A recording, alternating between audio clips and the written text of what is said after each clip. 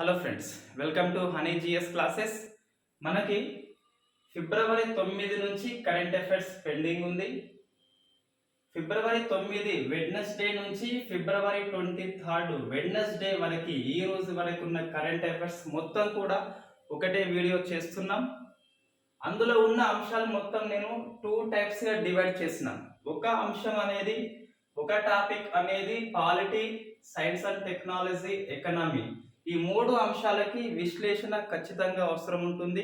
Number of GS points cover అవుతాయి. కొంచెం confuse bits కూడా ఉంటాయి ఇందులో. మిగతా పార్ట్ 2 ఏదైతే ఉందో అవి మేర్లీ అంటే only fact bits, 1 or 2 sentence, నియామకాలు, అవార్డ్స్, సబ్మిట్స్, కొన్ని సైన్స్లో ఉన్న ప్రయోగాలు, ఇవన్నీ కూడా బిట్స్ నేను పీడిఎఫ్ లింక్లో ఇస్తాను. సో మనకి ఈ హిందూ, ఈనాడు, పిఐబి, ఆల్ ఇండియా రేడియోలో వచ్చిన ఏ ఒక్క అంశాన్ని మిస్ చేయకుండా నేను ఇక్కడ ఎక్స్ప్లెనేషన్ చేయని అంశాలని పీడిఎఫ్ రూపంలో ఇస్తాను. ఓకే, సో మనకి 23 వరకు ఉన్న కరెంట్ అఫైర్స్ అన్నీ కూడా చెప్తున్నాం. ఇంకా ఏ ఒక్క డే కూడా మనకి పెండింగ్ అనేది లేదు.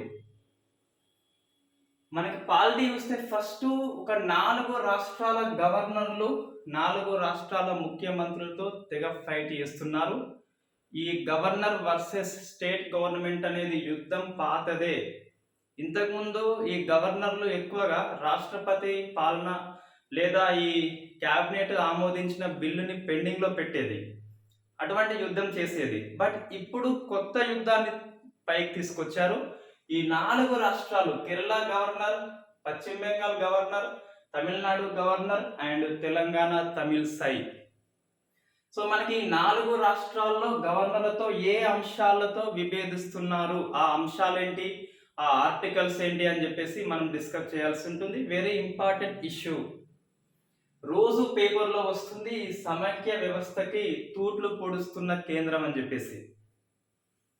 నెక్స్ట్ సెకండ్ ఇది no opposition in party in government. అంటే ప్రతిపక్షం లేని మొట్టమొదటి ఇండియాలో ప్రభుత్వం అనేది నాగాలాండ్లో ఏర్పాటు చేయబడింది. వెరీ ఫస్ట్ టైం కాబట్టి సో ఆ సంఘటన గుర్తుపెట్టుకోవాలి. నెక్స్ట్ హర్యానా చూస్తే యాంటీ కన్వర్షన్ బిల్లు, మత మార్పిడి నిరోధక బిల్లు అనేది తీసుకొచ్చింది. సో ఆ బిల్లు ఏంటి, ఇంతకుముందు ఏ రాష్ట్రాలు తీసుకొచ్చినాయి, ఆ బిల్లులో రాజ్యాంగంలో ఏముంది.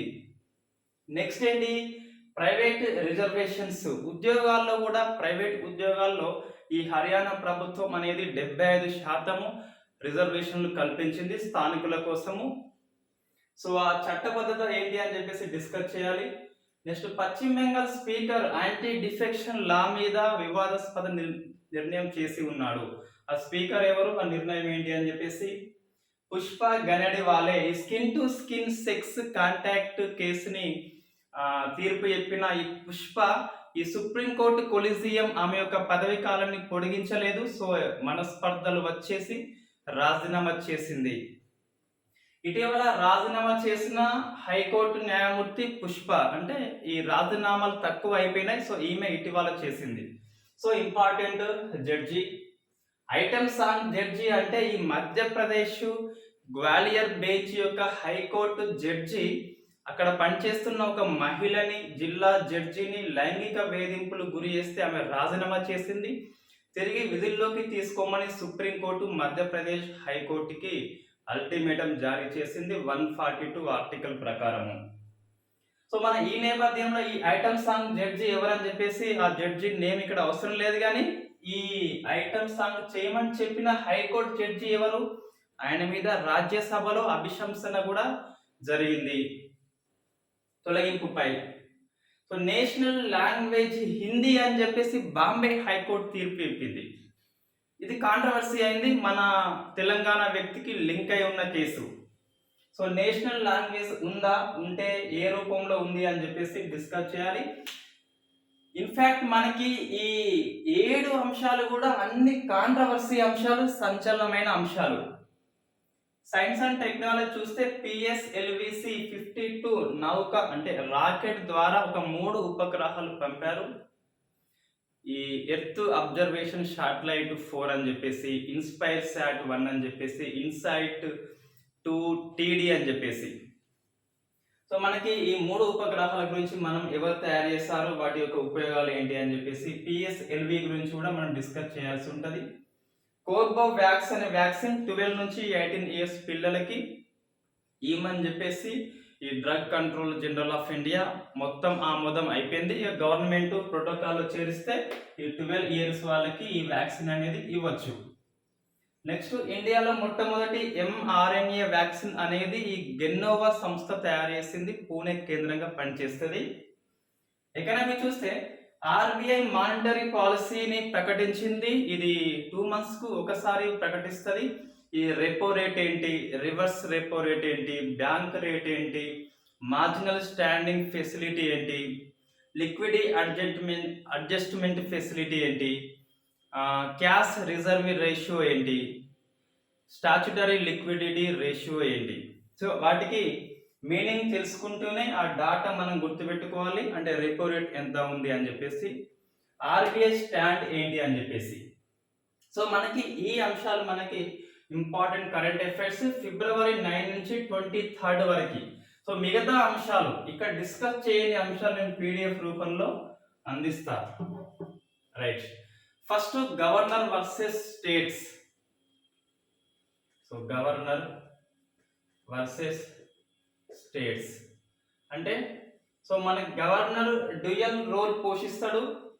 ఒకటి కాన్స్టిట్యూషనల్ హెడ్, స్టేట్ కి రాజ్యాంగబద్ధ అధిపతి. సో కాన్స్టిట్యూషనల్ హెడ్ స్టేట్ లో, అండ్ సెంట్రల్ రిప్రజెంటేటివ్. సో కేంద్రానికి ప్రతినిధి, not central agent. So central representative, I mean కేంద్ర ప్రతినిధి డ్యూయల్ రోల్ పోషిస్తాడు. ఈ డ్యూయల్ రోల్ సందర్భంలో కొంతమంది గవర్నర్లు కాంట్రవర్సీ చేస్తున్నారు. అంటే బయాస్ గా కేంద్రం వైపు ఉంటూ రాష్ట్రాల యొక్క పనులకి ఆటంకం కలిగిస్తున్నారని చెప్పేసి కొన్ని మనకి సందర్భాలు వచ్చినాయి. సో మనం వాటిని డిస్కస్ చేయాల్సి ఉంటుంది. సో ఫస్ట్ చూస్తే మనకి సో వెస్ట్ బెంగాల్. ఈ వెస్ట్ బెంగాల్లో అయితే west Bengal governor Dhankhar.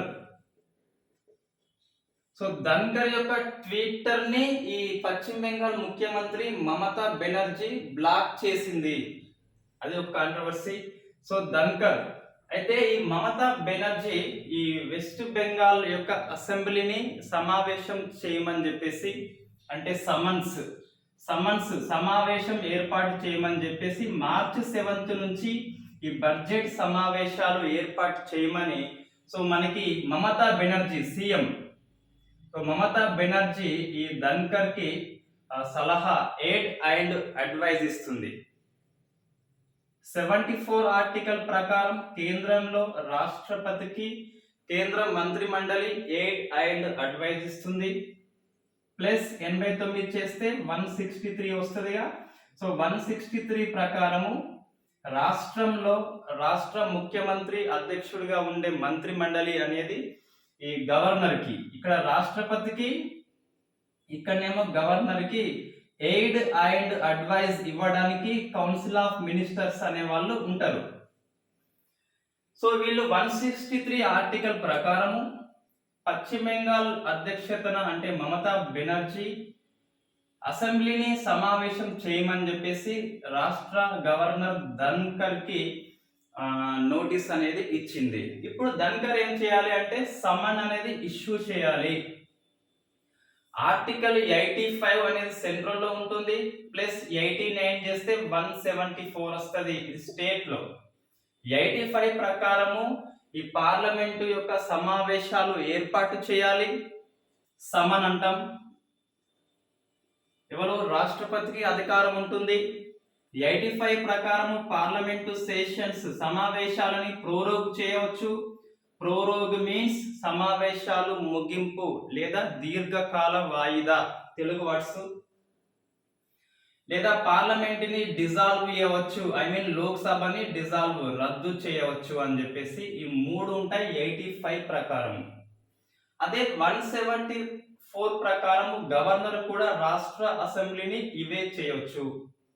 Right, దేని మీద కంపల్సరీ ఈ కౌన్సిల్ ఆఫ్ మినిస్టర్ యొక్క ఎయిడ్ అండ్ అడ్వైజ్ మీద చేయాల్సి ఉంటది.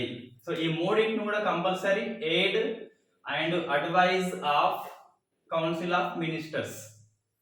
అంటే కౌన్సిల్ ఆఫ్ మినిస్టర్స్ సలహా ఇస్తే రాష్ట్రపతి లేదా గవర్నర్ సమన్స్ చేయాలి, ప్రోరోగ్ చేయాలి, డిజాల్వ్ చేయాలి. ఈ మూడు కూడా రాష్ట్రపతి లేదా గవర్నర్ యొక్క విచక్షణ అధికారం కాదు, not discretionary power, complete based depend on the aid and advise of council of ministers.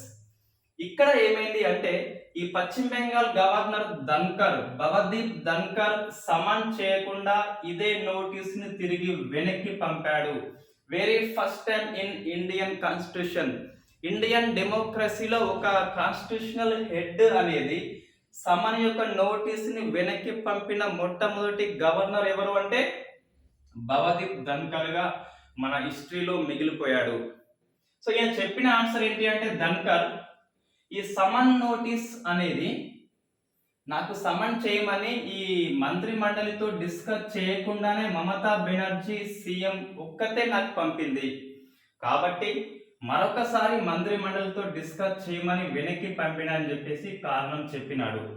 Mamata Banerjee ఏమంటుంది, సీఎం అంటేనే క్యాబినెట్, క్యాబినెట్ అంటేనే సీఎం అని చెప్పేసి మమతా బెనర్జీ అనేది ఆన్సర్ చెప్పడం జరిగింది. సో ఇది రాజ్యాంగ విరుద్ధమా అంటే రాజ్యాంగ విరుద్ధం అని చెప్పాలి. ఎయిడ్ అండ్ అడ్వైజ్ ప్రకారమే ఈ సమన్స్ చేయాలి, ప్రోరోగ్ చేయాలి, డిజాల్వ్ చేయాలి. గవర్నర్ యొక్క విచక్షణ అధికారం లేనే లేదు. రైట్, ఇక్కడ మనం కొన్ని వర్డ్స్ మీకు తెలిసి ఉంటే ఓకే. సో సమన్ ఎవరు చేస్తారు అంటే రాష్ట్రపతి లేదా గవర్నర్ చేస్తాడు. 85 లేదా 174 ప్రకారం అంటే పార్లమెంటు సెషన్స్ అనేది ప్రతి 6 months కు ఒకసారి కంపల్సరీ నిర్వహించాలి.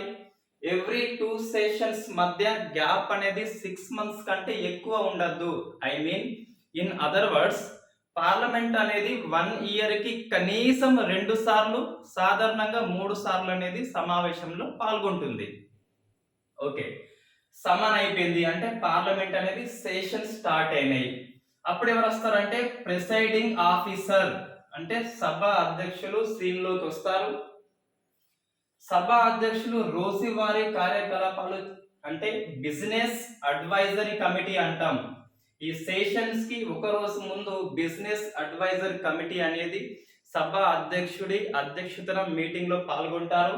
ఇందులో ఎజెండా నిర్ణయిస్తారు. అంటే ఈ సెషన్స్ లో ఏ బిల్లు చర్చకు రావాలని చెప్పేసి ఎజెండా నిర్ణయిస్తారు.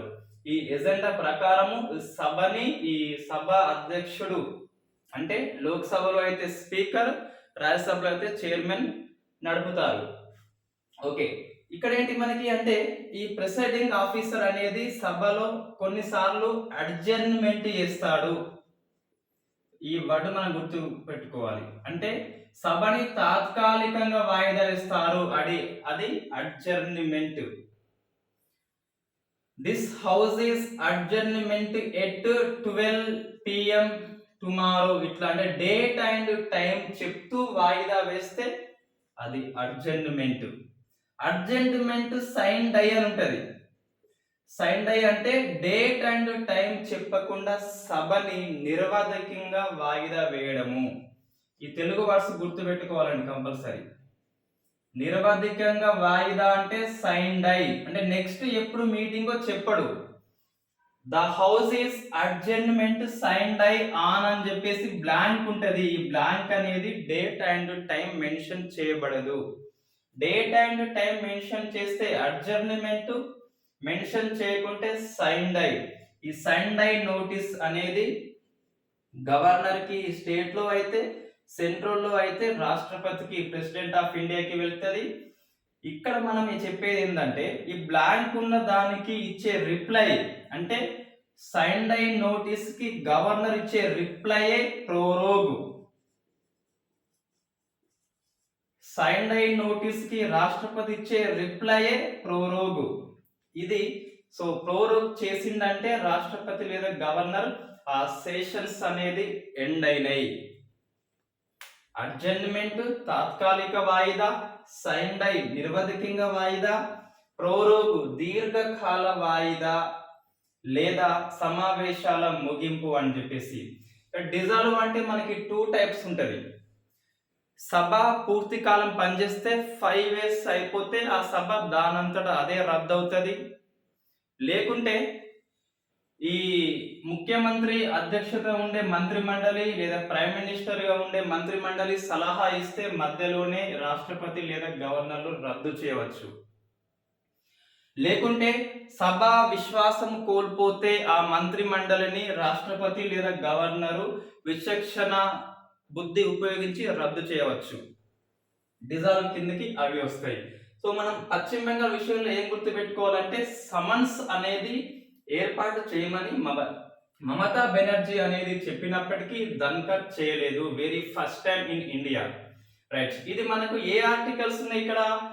163 ఆర్టికల్ ప్రకారము ఈ మమతా బెనర్జీ కోరింది, 174 ప్రకారము ఏర్పాటు చేయాల్సి ఉండే, చేయలేదు. రైట్, సెంట్రల్ కి అప్లై చేసుకుంటే 85 అండ్ 74. నెక్స్ట్ ఎవరు అంటే మనకి ఈ Kerala governor. So Sharif Mohammad Khan. Kerala governor controversy ఏంటి? కేరళ గవర్నర్ జనరల్ గా ఉభయ సభలని ఉద్దేశించి సెంట్రల్లో రాష్ట్రపతి, ఇక్కడ స్టేట్ లో గవర్నర్ ప్రసంగిస్తాడు. సో 87 ఆర్టికల్ ప్రకారము రాష్ట్రపతి ప్లస్ 89 చేస్తే ఎంత వస్తుంది? 176. సో 176 ప్రకారము గవర్నర్ ఇద్దరు కూడా ఉభయ సభలని ఉద్దేశించి ప్రసంగిస్తారు. ఎప్పుడు అంటే 2 సందర్భాలు. ఒకటి, కొత్త ఎన్నికలు అయినాక ఈ నూతన లోక్సభను ఆల్రెడీ ఉన్న ఈ రాజ్యసభ సభ్యులను పార్లమెంట్ సెంట్రల్ హాల్లో కూర్చుండబెట్టి ప్రసంగిస్తాడు. గవర్నర్ అయితే గిట్ట అసెంబ్లీ హాల్లో 2 సభలు ఉంచి ప్రసంగిస్తాడు. సో మన కేరళ కాబట్టి ఒకటే సభ ఉంది కాబట్టి జనరల్ గా సభను ఉద్దేశించి అంటే అసెంబ్లీని ఉద్దేశించి ప్రసంగించాల్సి ఉంటుంది ఈ షరీఫ్ మహమ్మద్ ఖాన్. రైట్, ఈ ప్రసంగం యొక్క నోటీస్ అనేది ప్రసంగం తయారు చేసేది ఎవరు అంటే మళ్ళీ క్యాబినెట్. జనరల్ ఈ ప్రసంగంలో ఏముంటదంటే గత సంవత్సరం యొక్క విజయాలు, రాబోయే సంవత్సరం యొక్క వ్యూహాలు ఉంటాయి. ఈ రాష్ట్రపతి ఎవ్రీ ఇయర్ ఫస్ట్ సెషన్ లో బడ్జెట్ సెషన్ లో ప్రసంగిస్తాడు. మనకి బడ్జెట్ సెషన్ అని చెప్పేసి winter session, budget, monsoon and winter 3 sessions ఉంటాయి. అందులో ఫస్ట్ దాన్ని బడ్జెట్ అని పిలుస్తాం. సో ఎవ్రీ బడ్జెట్ సెషన్ లో ఎవ్రీ ఇయర్ ఫస్ట్ సెషన్ లో రాష్ట్రపతి, గవర్నర్లు ఉభయ సభలను ఉద్దేశించి ప్రసంగిస్తారు. అది సాంప్రదాయం కాదు, రాజ్యాంగబద్ధంగా చేయవలసిన work, constitutional mandatory work, compulsory చేయాలి. ఆ ప్రసంగం యొక్క నోటిని రూపొందించేది క్యాబినెట్. సో క్యాబినెట్ వర్డ్స్ రాష్ట్రపతి లేదా గవర్నర్ యొక్క మౌత్ అట్లా ప్రసంగించాల్సి ఉంటుంది. సో మనకి కేరళలో ఈ బడ్జెట్ సెషన్ స్టార్ట్ అవుతున్నాయి. సో ఈ గవర్నర్ వచ్చి ప్రసంగించాల్సి ఉంది. బట్ ఇక్కడ very first time in Indian constitution, Indian డెమోక్రసీలో ఈ షరీఫ్ మహమ్మద్ ఖాన్ మొండికేశాడు. నేను రాను అని చెప్పేసి అల్కపాంతు మీద కూర్చున్నాడు. ఎందుకు అంటే ఈ కేరళలో మంత్రులు వ్యక్తిగత సిబ్బందికి కూడా పెన్షన్ ఇస్తున్నారు. సో ఆ పెన్షన్ ని రద్దు చేయమని చెప్పేసి ఈయన డిమాండ్ పెడతాడు. ఆ పెన్షన్ రద్దు చేస్తే గానీ నేను రాను అని చెప్పేసి ఒక రాజ్యాంగబద్ధంగా నిర్వహించే పనిని ఈ షరీఫ్ మహమ్మద్ ఖాన్ వాయిదా వేశాడు. సో వెరీ ఫస్ట్ టైం మనం ఈ నేపథ్యంలో ఈ 87 ఆర్టికల్, 176 ఆర్టికల్, మళ్ళీ 163 ఆర్టికల్ మళ్ళీ వస్తుంది, 74 ఆర్టికల్ మళ్ళా వస్తుంది. సో ఎయిడ్ అండ్ అడ్వైజ్ మీదే ప్రసంగించాల్సి ఉంటది. So very first time in Indian democracy ఒక రాష్ట్ర గవర్నర్ ఆ రాష్ట్ర క్యాబినెట్ రూపొందించిన ప్రసంగ పాఠాన్ని చదవాలని చెప్పేసి మొండికేశాడు. కారణం ఏమైనప్పటికీ ఈయన ప్రసంగించాల్సి ఉంది కంపల్సరీ. సో ఇది మన కేరళ షరీఫ్ మహమ్మద్ ఖాన్ గుర్తుపెట్టుకోవాలి. సో మనకి కేరళ ముఖ్యమంత్రి ఈ కేరళ మంత్రి మండలి ఈ గవర్నర్ పదవిని రద్దు చేయమని చెప్పి సిఫార్సు చేస్తున్నారు. గవర్నర్ ఎంపిక అనేది ఈ కేంద్రం కాకుండా రాష్ట్రానికే ఇవ్వాలని చెప్పేసి కూడా వీళ్ళు డిమాండ్ చేస్తున్నారు ఈ నేపథ్యంలో. So next very famous Tamil Nadu governor N Ravi.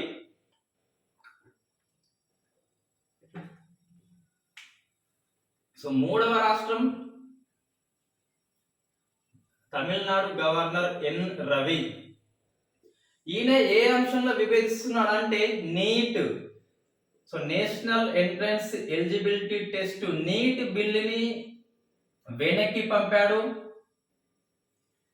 First Tamil Nadu assembly అనేది నీట్ బిల్లుని ఆమోదించింది. నీట్ నుంచి తమిళనాడు రాష్ట్రాన్ని ఎగ్జంప్షన్ మినహాయింపు, నీట్ మినహాయింపు బిల్లు అండి ఇది. సారీ, సో నీట్ మినహాయింపు బిల్లుని ఈ ఎన్ రవికి పంపిస్తే 5 months తన దగ్గర పాకెట్లో ఉంచుకొని చివరికి వెనక్కి పంపితే తమిళనాడు యొక్క అసెంబ్లీ ఏంటి అంటే ఏకగ్రీవంగా యునానిమస్ గా, అంటే అధికార పక్షము ప్లస్ ప్రతిపక్షము రెండు కలిసి ఈ రెండవసారి బిల్లుని ఆమోదించాయి. సో ఎటువంటి వ్యతిరేకత లేకుండా రెండు కలిసి ఆమోదించాయి.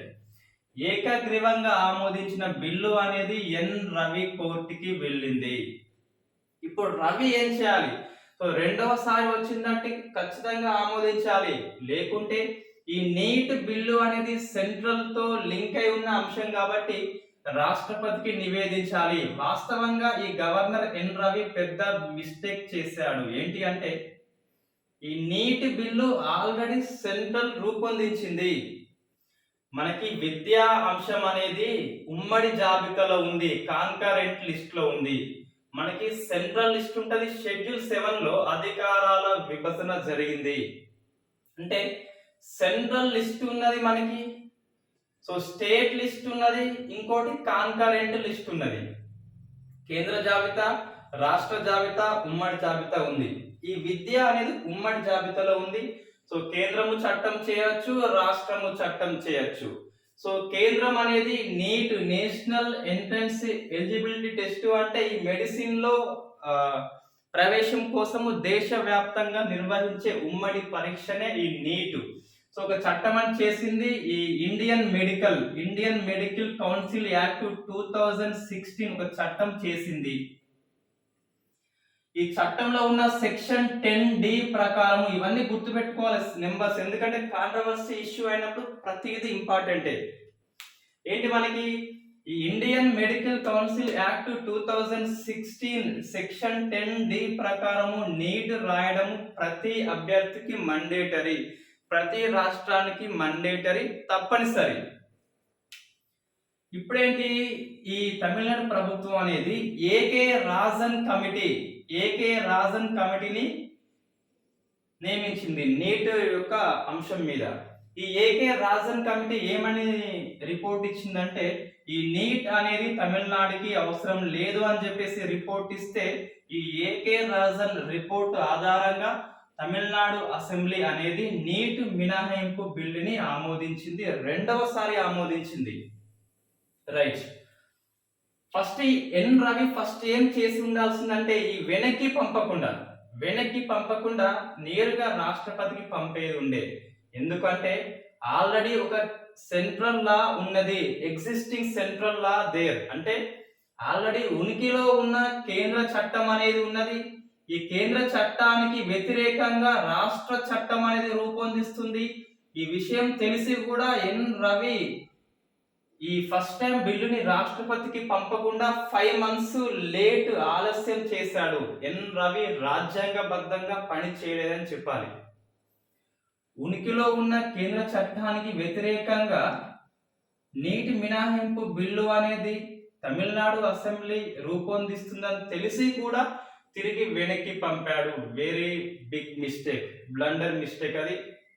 సరే, ఇప్పటికైనా ఎన్ రవి పాకెట్ వీటో చేయకుండా, అంటే బిల్లును నొక్కి పెట్టకుండా రాష్ట్రపతికి పంపితే సంతోషం, బట్ మళ్ళీ నొక్కి పెడుతున్నాడు ఎన్ రవి. రైట్. ఇక్కడ మనకి ఒకటి ఉనికిలో ఉన్న సెంట్రల్ లాకి వ్యతిరేకంగా రాష్ట్ర చట్టము రూపొందిస్తే దీన్ని డాక్ట్రిన్ ఆఫ్ రెపుగ్నెన్సీ అంటారు. ఇది గుర్తుపెట్టుకోవాలి. రెపుగ్నెన్సీ అంటే వ్యతిరేకత. సో డాక్ట్రిన్ ఆఫ్ రెపుగ్నెన్సీ 254 ఆర్టికల్ ప్రకారము ఎగ్జిస్టింగ్ సెంట్రల్ లాకి అపోజిషన్ లో స్టేట్ లా ఉంటే గవర్నర్ అనేది రాష్ట్రపతికి బిల్లుని నివేదించాల్సి ఉంటుంది. దీన్ని ఎన్ రవి చేయలేదు, ఫస్ట్ టైం చేయలేదు. సో డాక్ట్రిన్ ఆఫ్ రిపగ్నెన్స్ ని ఉల్లంఘించాడు ఎన్ రవి. సో ఇప్పుడైతే మనకి బంతి అనేది మళ్ళీ ఎన్ రవి కోర్టుకి వెళ్ళింది. సో రాష్ట్రపతికి పంపాలి ఆలస్యం చేయకుండా. ఈ అబ్సల్యూట్ వీటో చేయడానికి వీల్లేదు, సెకండ్ టైం వచ్చింది కాబట్టి. ప్యాకెట్ వీటో చేయొచ్చు కానీ చేయొద్దు, ఇక్కడ సెంట్రల్ గా ఆల్రెడీ ఉంది కాబట్టి. సో మనకి నీట్ మీద 2 సుప్రీంకోర్టు కేసులు ఉన్నాయి, వాటిని మనం గుర్తుపెట్టుకోవాల్సి ఉంటుంది. ఇంతకుముందు ఏకే రాజన్ కమిటీ అనేది సెంట్రల్ నియామకం చేయలేదు, తమిళనాడు ప్రభుత్వం నియామకం చేసింది. ఏకే రాజన్ కమిటీ చెప్పింది నీట్ మనకి వద్దా అని చెప్పేసి. So first Christian college, so medical college of Vellore versus union of India కేసులో నీట్ అనేది రాజ్యాంగబద్ధమని సుప్రీంకోర్టు తీర్పు చెప్పింది. ఏంటి? క్రిస్టియన్ కాలేజీ ఆఫ్ వెల్లూరు వీళ్ళు నీట్ రాయమని చెప్పేసి చెబితే, సో నో నీట్ రాయాల్సిందే అని చెప్పేసి సుప్రీంకోర్టు తీర్పు చెప్పింది. సెకండ్ ఇది ఇంకేం చెప్పిందంటే, ఈ modern dental college, so modern dental college versus state of Madhya Pradesh లో ఉన్నత విద్యా సంస్థల్లో ప్రవేశాల కోసము రాష్ట్రాలు కూడా చట్టాలు చేయవచ్చు అని చెప్పేసి తీర్పు చెప్పింది. తమిళనాడుకి ఫేవర్ గా దీన్ని రాయొచ్చు, సెంట్రల్ కి ఫేవర్ గా దీన్ని రాయొచ్చు. మనం మెయిన్స్ రాసేటప్పుడు రెండింటిని ఉపయోగించుకోవాలి. మనం ప్రిలిమ్స్ పర్పస్ లో మాత్రం నీట్ రాజ్యాంగబద్ధమే అని చెప్పిన తీర్పు ఏంటి అంటే, Christian college medical college of Vellore versus union of India.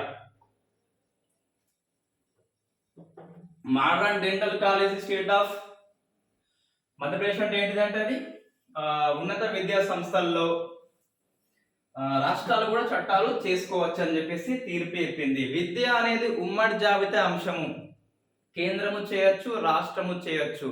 కేంద్రానికి లోబడి రాష్ట్రం చేయాలి, విరుద్ధంగా ఉంటే ఆ బిల్లు కంపల్సరీ రాష్ట్రపతి ఆమోదానికి పంపాలి. 201 ప్రకారము రాష్ట్రపతికి గవర్నర్ పంపినాడు. సో రాష్ట్రపతికి పంపితే రాష్ట్రపతి రిజెక్ట్ చేయవచ్చు, లేదా అసెంట్ ఆమోదించవచ్చు, లేదా రీకన్సిడరేషన్ తిరిగి వెనక్కి పంపొచ్చు. 6 months లోగా వాళ్ళు తిరిగి వెనక్కి పంపితే రాష్ట్రపతి అసెంట్ లేదా రిజెక్ట్ చేయవచ్చు. సో రెండవసారి పంపిన రాష్ట్ర బిల్లును కూడా రాష్ట్రపతి రిజెక్ట్ చేయవచ్చు, అది నేను చెప్పేది. సో జనరల్ గా నీట్ అనే బిల్లు నెగ్గకపోవచ్చు, రాష్ట్రపతి ఎటువంటి మొహమాటం లేకుండా, ఎటువంటి సిగ్గుపడకుండా కంపల్సరీ తిరస్కారం చేస్తాడు నాకు తెలిసి. అయితే సెంట్రల్ లా ఉంది కాబట్టి నీట్ మీద ఆల్రెడీ. సో నెక్స్ట్ మన Telangana KCR sir versus Tamilisai Soundararajan. So వీళ్ళది పెద్ద కాంట్రవర్సీ ఏం లేదు కానీ, సో ఒకటి ఇటీవల మేడారం జాతరకి హెలికాప్టర్ నాకు ఇవ్వమని చెప్తే ఈ గవర్నర్ కి హెలికాప్టర్ పంపలేదు, ఉన్న ఒక్క హెలికాప్టర్ నాకే సరిపోతా అని చెప్పేసి ప్రోటోకాల్ ని పాటించలేదు ముఖ్యమంత్రి. సో ఇది కాంట్రవర్సీ ఒకటి. సెకండ్, ఈ గణతంత్ర దినోత్సవ వేడుకలు రాజ్ భవన్ లో జరుగుతాయి, ఈ రాష్ట్ర ముఖ్యమంత్రి వెళ్లాల్సి ఉన్నది. సో కరోనా పేరు చెప్పేసి ఆ ముఖ్యమంత్రి వెళ్ళలేదని చెప్పేసి కాంట్రవర్సీ. మూడోది, తెలంగాణ శాసన మండలికి ప్రోటెం చైర్మన్ గా హసన్ జఫ్రీని నియమించారు. ఇంతకు ముందు ఉన్నది ప్రోటెం చైర్మనే భూపాల్ రెడ్డి, మళ్ళీ వచ్చిండు ప్రోటెం చైర్మన్ హసన్ జఫ్రీ. ఈ తమిళసై సౌందరరాజన్ రాష్ట్ర ప్రభుత్వాన్ని ప్రశ్నించింది, రెండవసారి ప్రోటెం చైర్మన్ గా హసన్ జఫ్రీని ఎందుకు నియమించారు, శాశ్వత చైర్మన్ గా ఎందుకు నియామకం చేయలేదని చెప్పేసి ప్రశ్నించింది. సో జనరల్ గా మనకి ప్రోటెం అంటే తాత్కాలిక చైర్మన్ అని చెప్పేసి చెప్తాం. స్పీకర్ లేదా డిప్యూటీ స్పీకర్ ఇద్దరు కూడా పదవులు ఖాళీ అయితే ప్రోటెం చైర్మన్ లేదా ప్రోటెం స్పీకర్ అనేది వస్తాడు. లోక్సభ అసెంబ్లీ కొత్త ఎన్నికల అనంతరము స్పీకర్ ఎన్నిక కోసము జరిగే మీటింగ్ కి కూడా ప్రోటెం స్పీకరే అధ్యక్షుడిగా ఉంటాడు. జనరల్ గా ప్రోటెం స్పీకర్ గా ఎన్నికైన సభ్యుల్లో సీనియారిటీ ఉన్న సభ్యుడిని గవర్నర్ లేదా రాష్ట్రపతి నియామకం చేస్తారు. కొత్త లోక్సభ అయిపోయింది, ఎన్నికలు అయిపోయినాయి, మెంబర్స్ వచ్చారు. రాష్ట్రపతి ఏ పెద్ద మనిషి రావయా, నువ్వు పెద్ద మనిషివి, సభకి అధ్యక్షత వహించు అని చెప్పేసి ప్రోటెం చైర్మన్ గా రాష్ట్రపతి లేదా గవర్నరు సీనియారిటీ మెంబర్ ని నియమిస్తాడు. అదొక సాంప్రదాయము. సో కొత్త చైర్మన్, కొత్త స్పీకర్ నియామకం అనంతరం ఈ ప్రోటెం స్పీకర్ పదవి రద్దవుతుంది. మళ్ళీ ప్రోటెం ఎప్పుడు వస్తారంటే స్పీకర్, డిప్యూటీ స్పీకర్ రెండు పదవులు కర్మకాలి ఒకేసారి ఖాళీ అయితే. సో వన్ థింగ్ రిమెంబర్, గట్టిగా గుర్తుపెట్టుకోండి, స్పీకర్, డిప్యూటీ స్పీకర్ పదవి అందుబాటులో లేకుంటే ప్యానెల్ స్పీకర్స్ ఉంటారు. స్పీకర్, డిప్యూటీ స్పీకర్ పదవి ఖాళీ అయితే, ఆబ్సెంట్ కాదు వేకెంట్ అయితే ప్రోటెం స్పీకర్ వస్తాడు. సో మీరు ప్రోటెం చైర్మన్ గా హసన్ జఫ్రీ, అంటే ఇక్కడ మొట్టమొదటి ముస్లిం చైర్మన్ గా మనం చెప్పుకోవచ్చు తెలంగాణ రాష్ట్రానికి హసన్ జఫ్రీ. ఇటీవల పద్మశ్రీ అవార్డ్స్ లో వచ్చినటువంటి Madhur Jaffrey. So Madhur Jaffrey అనేది ఈమె స్పెషల్ ఏంటి అంటే, మనకి ఈ పద్మ అవార్డ్స్ అనేది ఈ science and technology, arts and science, literature, education లో ఇస్తారు కదా, సోషల్ సర్వీస్ అని చెప్పేసి ఇతర అంశాలన్నీ కూడా ఉంటది. సో ఈమెకి, ఈ మధుర జఫ్రీకి ఇతర అంశాల్లో వచ్చింది. ఈమె ఇతర అంశం ఏంటి అంటే పాకశాస్త్రము. సో ఇండియన్ కుకింగ్ కి వరల్డ్ లెవెల్లో ప్రియారిటీ కల్పించినటువంటి మధుర జెఫ్రీకి వచ్చింది. ఈ మధుర జెఫ్రీ యొక్క బయోగ్రఫీ ఏంటి అంటే మనకి క్లైంబింగ్ ఆఫ్ మ్యాంగో ట్రీ అని చెప్పేసి పిలుస్తారు. సో అది మనకి ఈ 4 రాష్ట్రాలలో గవర్నర్ యొక్క పాత్ర అనేది కాంట్రవర్సీ అయి కూర్చున్నది. ఈ యుద్ధం అనేది కొత్తదే కాదు, పాతదే, కానీ యుద్ధం యొక్క రూపం కొత్తది. ఈ సమన్స్ చేయకపోవడము, గవర్నర్ ఉభయ సభలను ఉద్దేశించి ప్రసంగించకపోవడము, ఈ రాష్ట్రపతికి పంపాల్సిన బిల్లుని నొక్కి పెట్టడము, ఇవన్నీ రాజ్యాంగబద్ధంగా తప్పులే అని మనం చెప్పుకోవచ్చు. రైట్. ఇంతకుముందు జనరల్ గా రాష్ట్రపతి పాలన విషయంలో కాంట్రవర్సీ అయ్యేది. సో మనకి ఫస్ట్ అంశం అనేది అయిపోయింది. సో గవర్నర్ గా ఉన్న వ్యక్తి 2 విధులు నిర్వహించాలండి. కాన్స్టిట్యూషనల్ హెడ్ రాష్ట్రానికి సంబంధించి ఉండాలి, సెంట్రల్ రిప్రజెంటేటివ్ గా కూడా ఉండాలి. సో బయాస్ గా ఉండకూడదు, బ్యాలెన్స్డ్ గా ఉండాలని చెప్పేసి చెప్తాం. సో నెక్స్ట్, నో అపోజిషన్, ఎటువంటి ప్రతిపక్షం లేని ప్రభుత్వము. సో మొట్టమొదటి all party government, not meeting, all party, రాష్ట్రంలో ఉన్న అన్ని పార్టీల సభ్యులతో ప్రభుత్వం ఏర్పాటు చేసిన రాష్ట్రం ఏదంటే so Nagaland. Very first time in Indian democracy, ఈ 75 సంవత్సరాల ఇండిపెండెన్స్ లో very first time all party government, అఖిలపక్ష ప్రభుత్వం అనేది ఏర్పాటు జరిగింది. So NDDP, so PP, national democratic progressive party అని చెప్పేసి అధికార పక్షం, ఎన్పిఎఫ్, నాగా పీపుల్స్ ఫ్రంట్ అని చెప్పేసి ప్రతిపక్షం. రెండో కలిసి ఒక కొత్త ప్రభుత్వాన్ని, ఈ నిఫయు రియో అని చెప్పేసి ఆ ముఖ్యమంత్రి అధ్యక్షతన ఏర్పడింది. సో రియో దీనికి ముఖ్యమంత్రి, పీపుల్ డెమోక్రాటిక్ అలయన్స్ ప్రభుత్వంగా దీన్ని పిలుస్తున్నాము. రియో ముఖ్యమంత్రి, పీపుల్ డెమోక్రాటిక్ అలయన్స్ గా పిలుస్తున్నాం. So national democratic progressive party ఒకటి, నాగా పీపుల్స్ ఫ్రంట్ కలిసి ఆ ప్రభుత్వాన్ని ఏర్పాటు చేసినాయి. వాస్తవంగా ఆల్ పార్టీ గౌట్ అనేది ఇది ఫస్ట్ టైం, అంటే మంత్రి మండలిలో చెప్పేది. సో మంత్రి మండలిలో అధికార పక్షము ఉన్నది, సో ప్రతిపక్షం కూడా ఉన్నది. కాకుంటే ఆల్ పార్టీ గవర్నమెంట్ అనేది ఇంతకు ముందు కూడా ఏర్పడింది నాగాలాండ్ లో. ఇంతకు ముందు 2 సార్లు ఏర్పడింది, కానీ ప్రతిపక్షంలో ఉన్న సభ్యులు ఎవరు మంత్రి మండలిలో చేరలేదు. వెరీ ఫస్ట్ టైం ప్రతిపక్షంలో ఉన్న వాళ్ళు కూడా మంత్రి మండలిలో చేరారు. సో ఇది ఫస్ట్ టైం గా చెప్పుకోవచ్చు. ఎందుకు మరి ఇట్లా జరిగిందంటే, so Naga piece talks, so Naga piece talks అని చెప్పేసి నాగా శాంతి ఒప్పందం యొక్క చర్చలని ముందుకు తీసుకుపోవాలని చెప్పేసి, సో దానికోసం ఇటువంటి ఏర్పాటు చేయడం జరిగింది. So what is Naga piece talks? కొంచెం ఫాస్ట్ గా చెప్తా. ఇది ఇంతకుముందు మనం డిస్కస్ చేసింది armed forces special powers act దగ్గర డిస్కస్ చేసిన మనం. నాగా పీస్ టాక్స్ ఏంటి అంటే, వాస్తవంగా నాగా హిల్స్ కొండలు అనేవి బ్రిటిష్ ఇండియాలో విలీనం అయిపోయినాయి. సో నాగా హిల్స్ కొండలు అనేది సో బ్రిటిష్ ఇండియాలో విలీనమైనాయి. సో మనకి 1929లో సైమన్ కమిషన్ ఇండియాకి వచ్చినప్పుడు ఈ నాగా హిల్స్ కొండలు ప్రత్యేక దేశంగా ఏర్పాటు అవుతామని చెప్పేసి సైమన్ కమిషన్ కి రిపోర్ట్ ఇచ్చినాయి. 1947లో మనకి ఇండిపెండెన్స్ వచ్చింది ఆగస్టు 15న. సో ఆగస్టు 15న వచ్చింది. ఆగస్టు 14న ఒక రోజు ముందే ఈ నాగాలాండ్ స్టేట్ అనేది సావర్నిటీ స్టేట్ గా ప్రకటించుకుంది. ఈ అంగామి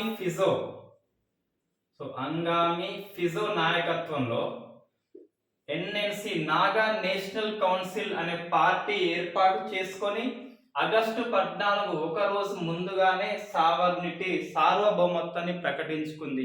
మేము ఇండియాలో చేరబోము, ప్రత్యేక దేశంగా ఉంటామని చెప్పేసి ఈ అంగామి ఫిజో నాయకత్వంలో నాగా నేషనల్ కౌన్సిల్ అనేది స్వతంత్రం ప్రకటించుకుంది. 1951-52 ఫస్ట్ ఎన్నికలు జరిగిన ఇండియాలో ప్రభుత్వం ఏర్పడింది. ఈ ప్రభుత్వ ఏర్పడడానికి ముందే ఈ నాగా నేషనల్ కౌన్సిల్ అనేది అక్కడ ప్లెబిసిటీ రెఫరెండం నిర్వహిస్తే 99% మంది మేము నాగాలాండ్ దేశంలోనే ఉంటామని చెప్పేసి ఓటు వేస్తున్నారు. దీని ప్రకారం నాగా ఫెడరల్ గవర్నమెంట్ ఏర్పడింది, నాగా ఫెడరల్ ఆర్మీ కూడా ఏర్పడింది. 1951-52 టైంలో ఇండియాలో ఎన్నికలు జరిగితే నాగాలాండ్ లో రిఫరెండం జరిగింది. ఇండియాలో ఈ నెహ్రూ ప్రభుత్వం ఏర్పడితే నాగాలాండ్ లో నేషనల్ ఫెడరల్ గవర్నమెంట్, ఈ నాగా ఫెడరల్ ఆర్మీ అని చెప్పేసి ఈ రెండింటిని ఏర్పాటు చేసిండ్రు. సో ఇది మితిమీరిపోయిందని చెప్పేసి 1958లో ఈ నాగాలాండ్ స్టేట్ లో armed forces special powers act అనేది తీసుకురావడం జరిగింది. అప్పటి స్టేట్ గవర్నమెంట్ దీన్ని కంట్రోల్ చేయలేదు కాబట్టి కేంద్రము జోక్యం చేసుకుంది. అట్లా వచ్చిందే కేంద్ర సాయుధ దళాల ప్రత్యేక అధికారాల చట్టం అని చెప్పేసి మనం డిస్కస్ చేసాం ఆల్రెడీ. 1975లో షిల్లాంగ్ ఒప్పందం జరిగింది. ఈ షిల్లాంగ్ ఒప్పందం అనేది ఎవరికి అంటే నాగా నేషనల్ కౌన్సిల్ కి అండ్ సెంట్రల్ గవర్నమెంట్ కి జరిగింది. ఒక శాంతి ఒప్పందము. ఈ ఒప్పందాన్ని విభేదించి ఈ నాగా నేషనల్ కౌన్సిల్ నుంచి చీలిక వచ్చింది. సో ఎన్ఎస్సిఎన్ ఏర్పడింది. National socialist council of Nagaland Isak Muivah Khaplang అని చెప్పేసి ఐఎంకే ఏర్పాటు జరిగింది. మళ్ళీ 1997లో మళ్ళొక్క ఒప్పందం జరిగింది. ఇది కాల్పుల విరమణ ఒప్పందం. దీన్ని విభేదిస్తూ ఎన్ఎస్సిఎన్ నుంచి ఇసాక్ ముయివా నుంచి ఎన్ఎస్సిఎన్ కప్లాంగ్ అనే ప్రభుత్వం కొత్త ఏర్పాటైంది. First Naga national council Phizo నాయకత్వంలో ఫెడరల్ గవర్నమెంట్ ఫెడరల్ ఆర్మీ ఏర్పాటు చేసుకుంటే సెంట్రల్ గవర్నమెంట్ తోని ఎన్ఎన్సి అనేది షిల్లాంగ్ ఒప్పందం చేసుకున్నది. ఈ షిల్లాంగ్ ఒప్పందాన్ని విభేదించి national socialist council of Nagaland లో ఇస్సాక్ ముయువా కప్లాంగ్ ముగ్గురు వ్యక్తులు కలిసి ఒక కొత్త ప్రభుత్వాన్ని కొత్త పార్టీని ఏర్పాటు చేస్తే 1997లో కాల్పుల విరమణ ఒప్పందం మళ్ళొకటి వేసుకున్నారు. ఈ ఒప్పందాన్ని విభేదిస్తూ national socialist council of Nagaland లో ఉన్న కప్లాంగ్ అనేది బయటకు వచ్చేసి ఈ national socialist council of Nagaland Khaplang అనే వర్గంగా ఏర్పడింది. ఈ కప్లాంగ్ అనే వర్గము మయన్మార్ లో ఉంటది, నాగాలాండ్ లో ఉంటది. కొంచెం రెబల్ గ్రూప్ అండి, వాళ్ళు రెబల్ గ్రూప్. ఇటీవల మోనో జిల్లాలో జరిగిన ఈ ఆర్మీ కాల్పుల్లో 14 మంది పౌరులు చనిపోయారు కదా. ఆ పౌరులు ఎన్ఎస్సిఎన్ కప్లాంగ్ వర్గ పౌరులుగా భావించి మన ఆర్మీ కాల్చిపడేసింది. రైట్.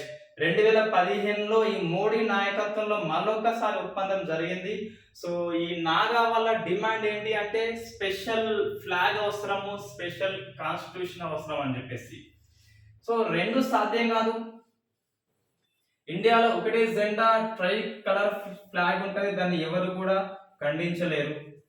ఒకటే రాజ్యాంగం ఉంటది, ఇండియన్ కాన్స్టిట్యూషన్. ఇంకో రాజ్యాంగం అంటూ ఉండదు, ఎవరు ఒప్పుకోరు దాన్ని. సో ఈ మధ్య మార్గంగా ఈ నాగా పీస్ టాక్స్ ముందుకు పోవాలని చెప్పేసి ఈ అఖిలపక్ష ప్రభుత్వాన్ని రెండు పార్టీలు కలిపి ఏర్పాటు చేసుకున్న very first time in Indian democracy.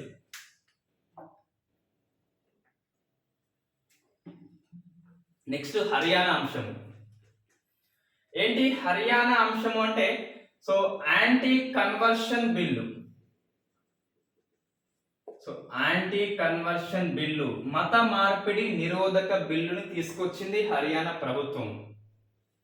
దీన్ని టెక్నికల్ ఏమేంటి, ఇది జనరల్ నేము, టెక్నికల్ వస్తే unlawful prevention anti religious bill. అంటే ఈ అన్లాఫుల్ కన్వర్షన్ ని ప్రివెన్షన్ చేయాలి, నిషేధించాలని చెప్పేసి, సో చట్ట విరుద్ధమైన మత మార్పిడిని ప్రివెన్షన్ చేయాలని చెప్పేసి ఆ చట్టము తీసుకొచ్చింది హర్యానా ప్రభుత్వము. ఎటువంటి అన్లాఫుల్ యాక్టివిటీ అంటే సో మత మార్పిడి, మనకు ఆర్టికల్ 25 ఏముంటదంటే ఇది ఫ్రీడమ్ ఆఫ్ కన్సైన్స్ ఉంటది, ఫ్రీడమ్ ఆఫ్ రిలీజియన్ కాదు అది. సో ఫ్రీడమ్ ఆఫ్ కన్సైన్స్ అంటే ఆత్మ ప్రమోదానుసారం నీకు ఏది నచ్చితే అది ఫాలో కావచ్చు. సో ప్రొఫెస్ కలిగి ఉండవచ్చు, ప్రొపగండా లేదా ప్రొపగేట్ ప్రచారం చేసుకోవచ్చు, ప్రాక్టీస్ ఆచరించవచ్చు. ప్రొఫెస్ ప్రకటన చేయవచ్చు, ప్రొపగండా ప్రచారం చేసుకోవచ్చు, ప్రాక్టీస్ ఆచరించవచ్చు. దేన్ని ఫ్రీడమ్ ఆఫ్ కన్సైన్స్, నువ్వు ఏది నమ్మితే అది. ఒక ప్రశ్న వస్తుంది, ఇండియాలో రిలీజియన్ లెస్ గా ఉండవచ్చా, మతము లేకుండా ఉండవచ్చా అంటే ఎస్, నీకు అవకాశము ఆర్టికల్ 25 కల్పిస్తుంది. నువ్వు ఏది నమ్మితే అది, చెట్టు పుట్ట రాయి ఏది నమ్మితే దాన్ని నువ్వు పాటించవచ్చు, ప్రచారం చేసుకోవచ్చు, ఇతరులకు ఇబ్బంది చేయకుండా. ఆర్టికల్ 25 అనేది మత మార్పిడి హక్కు కల్పించదు, ఇది గుర్తుపెట్టుకోండి. మత మార్పిడి హక్కు అనేది రాజ్యాంగం కల్పించలేదు. నువ్వు దేన్ని నమ్ముతావో దాన్ని ప్రచారం చేసుకోవచ్చు అని మాత్రమే చెప్పింది. ఇక్కడ ఏంటి అంటే అన్లాఫుల్ కన్వర్షన్, చట్ట విరుద్ధమైన మార్పు అనేది ఈ చట్టాలను అనేది నిషేధిస్తుంది. అంటే బలవంతపు మత మార్పిడి, సో బలవంతపు మత మార్పిడి నిషేధము. సెకండ్ది వివాహం కోసమే మార్పు, సో ఫర్ మ్యారేజ్, ఇవి రెండింటిని అనేది నిషేధిస్తుంది ఈ హర్యానా యాంటీ కన్వర్షన్ బిల్లు. బలవంతపు మత మార్పిడి లేదు అట, ఇష్టం ఉంటే మార్పిడి చేసుకోవచ్చు. ఇప్పటి కూడా స్టిల్ ఇన్ హర్యానా వివాహం కోసం మాత్రమే మతం మారితే ఆ మత మార్పిడి చెల్లదు అని చెప్పేసి ఈ బిల్లు తీసుకొచ్చింది. సో మత మార్పిడి నిరోధక బిల్లు ఇది ఫస్ట్ స్టేట్ ఏం కాదు, ఫస్ట్ వచ్చింది ఇండియాలో 1967లో ఒడిషా. సో ఒడిషా అనేది ఫస్ట్ టైం తీసుకొచ్చింది, తర్వాత Madhya Pradesh second time, Chhattisgarh. In fact BJP government ఎక్కడ ఉంటే అక్కడ, అట్లా మనం గుర్తు పెట్టుకోవాలండి. సో బీజేపీ నేను ఏమనట్లేదు, ఇక్కడ బీజేపీ గవర్నమెంట్ ఉన్న స్టేట్స్ ఏవైతే ఉన్నాయో ఇన్ఫాక్ట్ అవన్నీ ఈ బిల్లు తీసుకొచ్చినాయండి. అంటే ఏంటి, గుజరాత్ ఉన్నది, యూపీ ఉత్తరప్రదేశ్ ఉన్నది కాబట్టి ఉత్తరాఖండ్ ఉన్నది, హిమాచల్ ప్రదేశ్ ఉన్నది, అరుణాచల్ ప్రదేశ్ ఉన్నది. So MP, UP, HP, ARP, Haryana 1 2 3 4 5 6 7 8 9 స్టేట్స్లలో ఇది అమల్లో ఉన్నది. ఏది ఈ యాంటీ కన్వర్షన్ బిల్లు అనేది ఫస్ట్ టైం ఎవరు అంటే మనకి ఈ ఒడిషా. 1 2 3 4 5 6 7 8 9 రైట్. ఇది మనకి యాంటీ కన్వర్షన్ బిల్లు. ఒకటి ఇక్కడ వివాహం కోసం అంటే సో మత మార్పిడి ఇండియాలో ఉందా లేదా అంటే మనం రెండు కేసెస్ గుర్తుపెట్టుకోవాలండి. సింపుల్ గా చెప్పాలంటే ఒకటేమో ఏఆర్ రెహమాన్, ఇన్ఫాక్ట్ మన దిలీప్ కుమార్ పేరు వాస్తవంగా రెహమాన్ది. ఇంకోడు ఈయన ఎవరు అంటే ధర్మేంద్ర రైట్. వీళ్ళిద్దరు కూడా మత మార్పిడి చేసుకున్నారు, చట్ట విరుద్ధము చట్టబద్ధము. ఎట్లా చెప్తున్నాం అంటే ఏఆర్ రెహమాన్ దిలీప్ కుమార్ గా ఉన్న ఏఆర్ రెహమాన్ ఇష్టపూర్వకంగా మత మార్పిడి చేసుకున్నాడు, మతాన్ని ప్రాక్టీస్ చేస్తున్నాడు. ఈ ధర్మేంద్ర ఈ షోలే సినిమా తర్వాత హేమమాలినితో లవ్ లో పడిపోతాడు. సో ధర్మేంద్రకి ఆల్రెడీ పెళ్లి అయింది. హిందూ మతంలో రెండవ పెళ్లి అనేది డైవర్స్ ఇవ్వకుండా కష్టం. ఈయన పెళ్ళాం డైవర్స్ అనేది ఇస్తలేదు. సో అప్పుడు ధర్మేంద్ర కేవలము వివాహం కోసం మాత్రమే ముస్లిం గా మారాడు, దిల్వర్ ఖాన్ అని చెప్పేసి. ఇది చట్ట విరుద్ధము. ఎందుకంటే ఇతను కేవలం మత మార్పిడి చేశాడు, కానీ పెళ్లి కోసము మతాన్ని ప్రాక్టీస్ చేయట్లేదు, ఆచారం చేయట్లేదు, ఈ నమాజ్ గట్ల అటువంటి చేస్తలేడు. కాబట్టి సో ధర్మేంద్ర చట్ట విరుద్ధం, ఇది చట్టబద్ధం అని చెప్పేసి మనం చెప్పొచ్చు. ఇంకోటి మనకి ఈ లవ్ జిహాద్ కేసు అని చెప్పేసి 2015లో ఫేమస్ కేసు ఉంది. ఆ కేసు వాస్తవంగా టెక్నికల్ నేమ్ షఫీన్ జహన్. ఈ ఫేమస్ కేసు గుర్తుపెట్టుకోవాలి, వర్సెస్ అఖిల అశోకన్. ఏంటి, షఫీన్ జహన్ ఒక ముస్లిం వ్యక్తి, అఖిల ఒక హిందూ అమ్మాయి. సో వివాహం కోసము ఈ అఖిల అనే అమ్మాయి హదియాగా మారింది. సో ఈ హిందూ మతోన్మాదులు దీన్ని లవ్ జిహాద్ అంటారండి.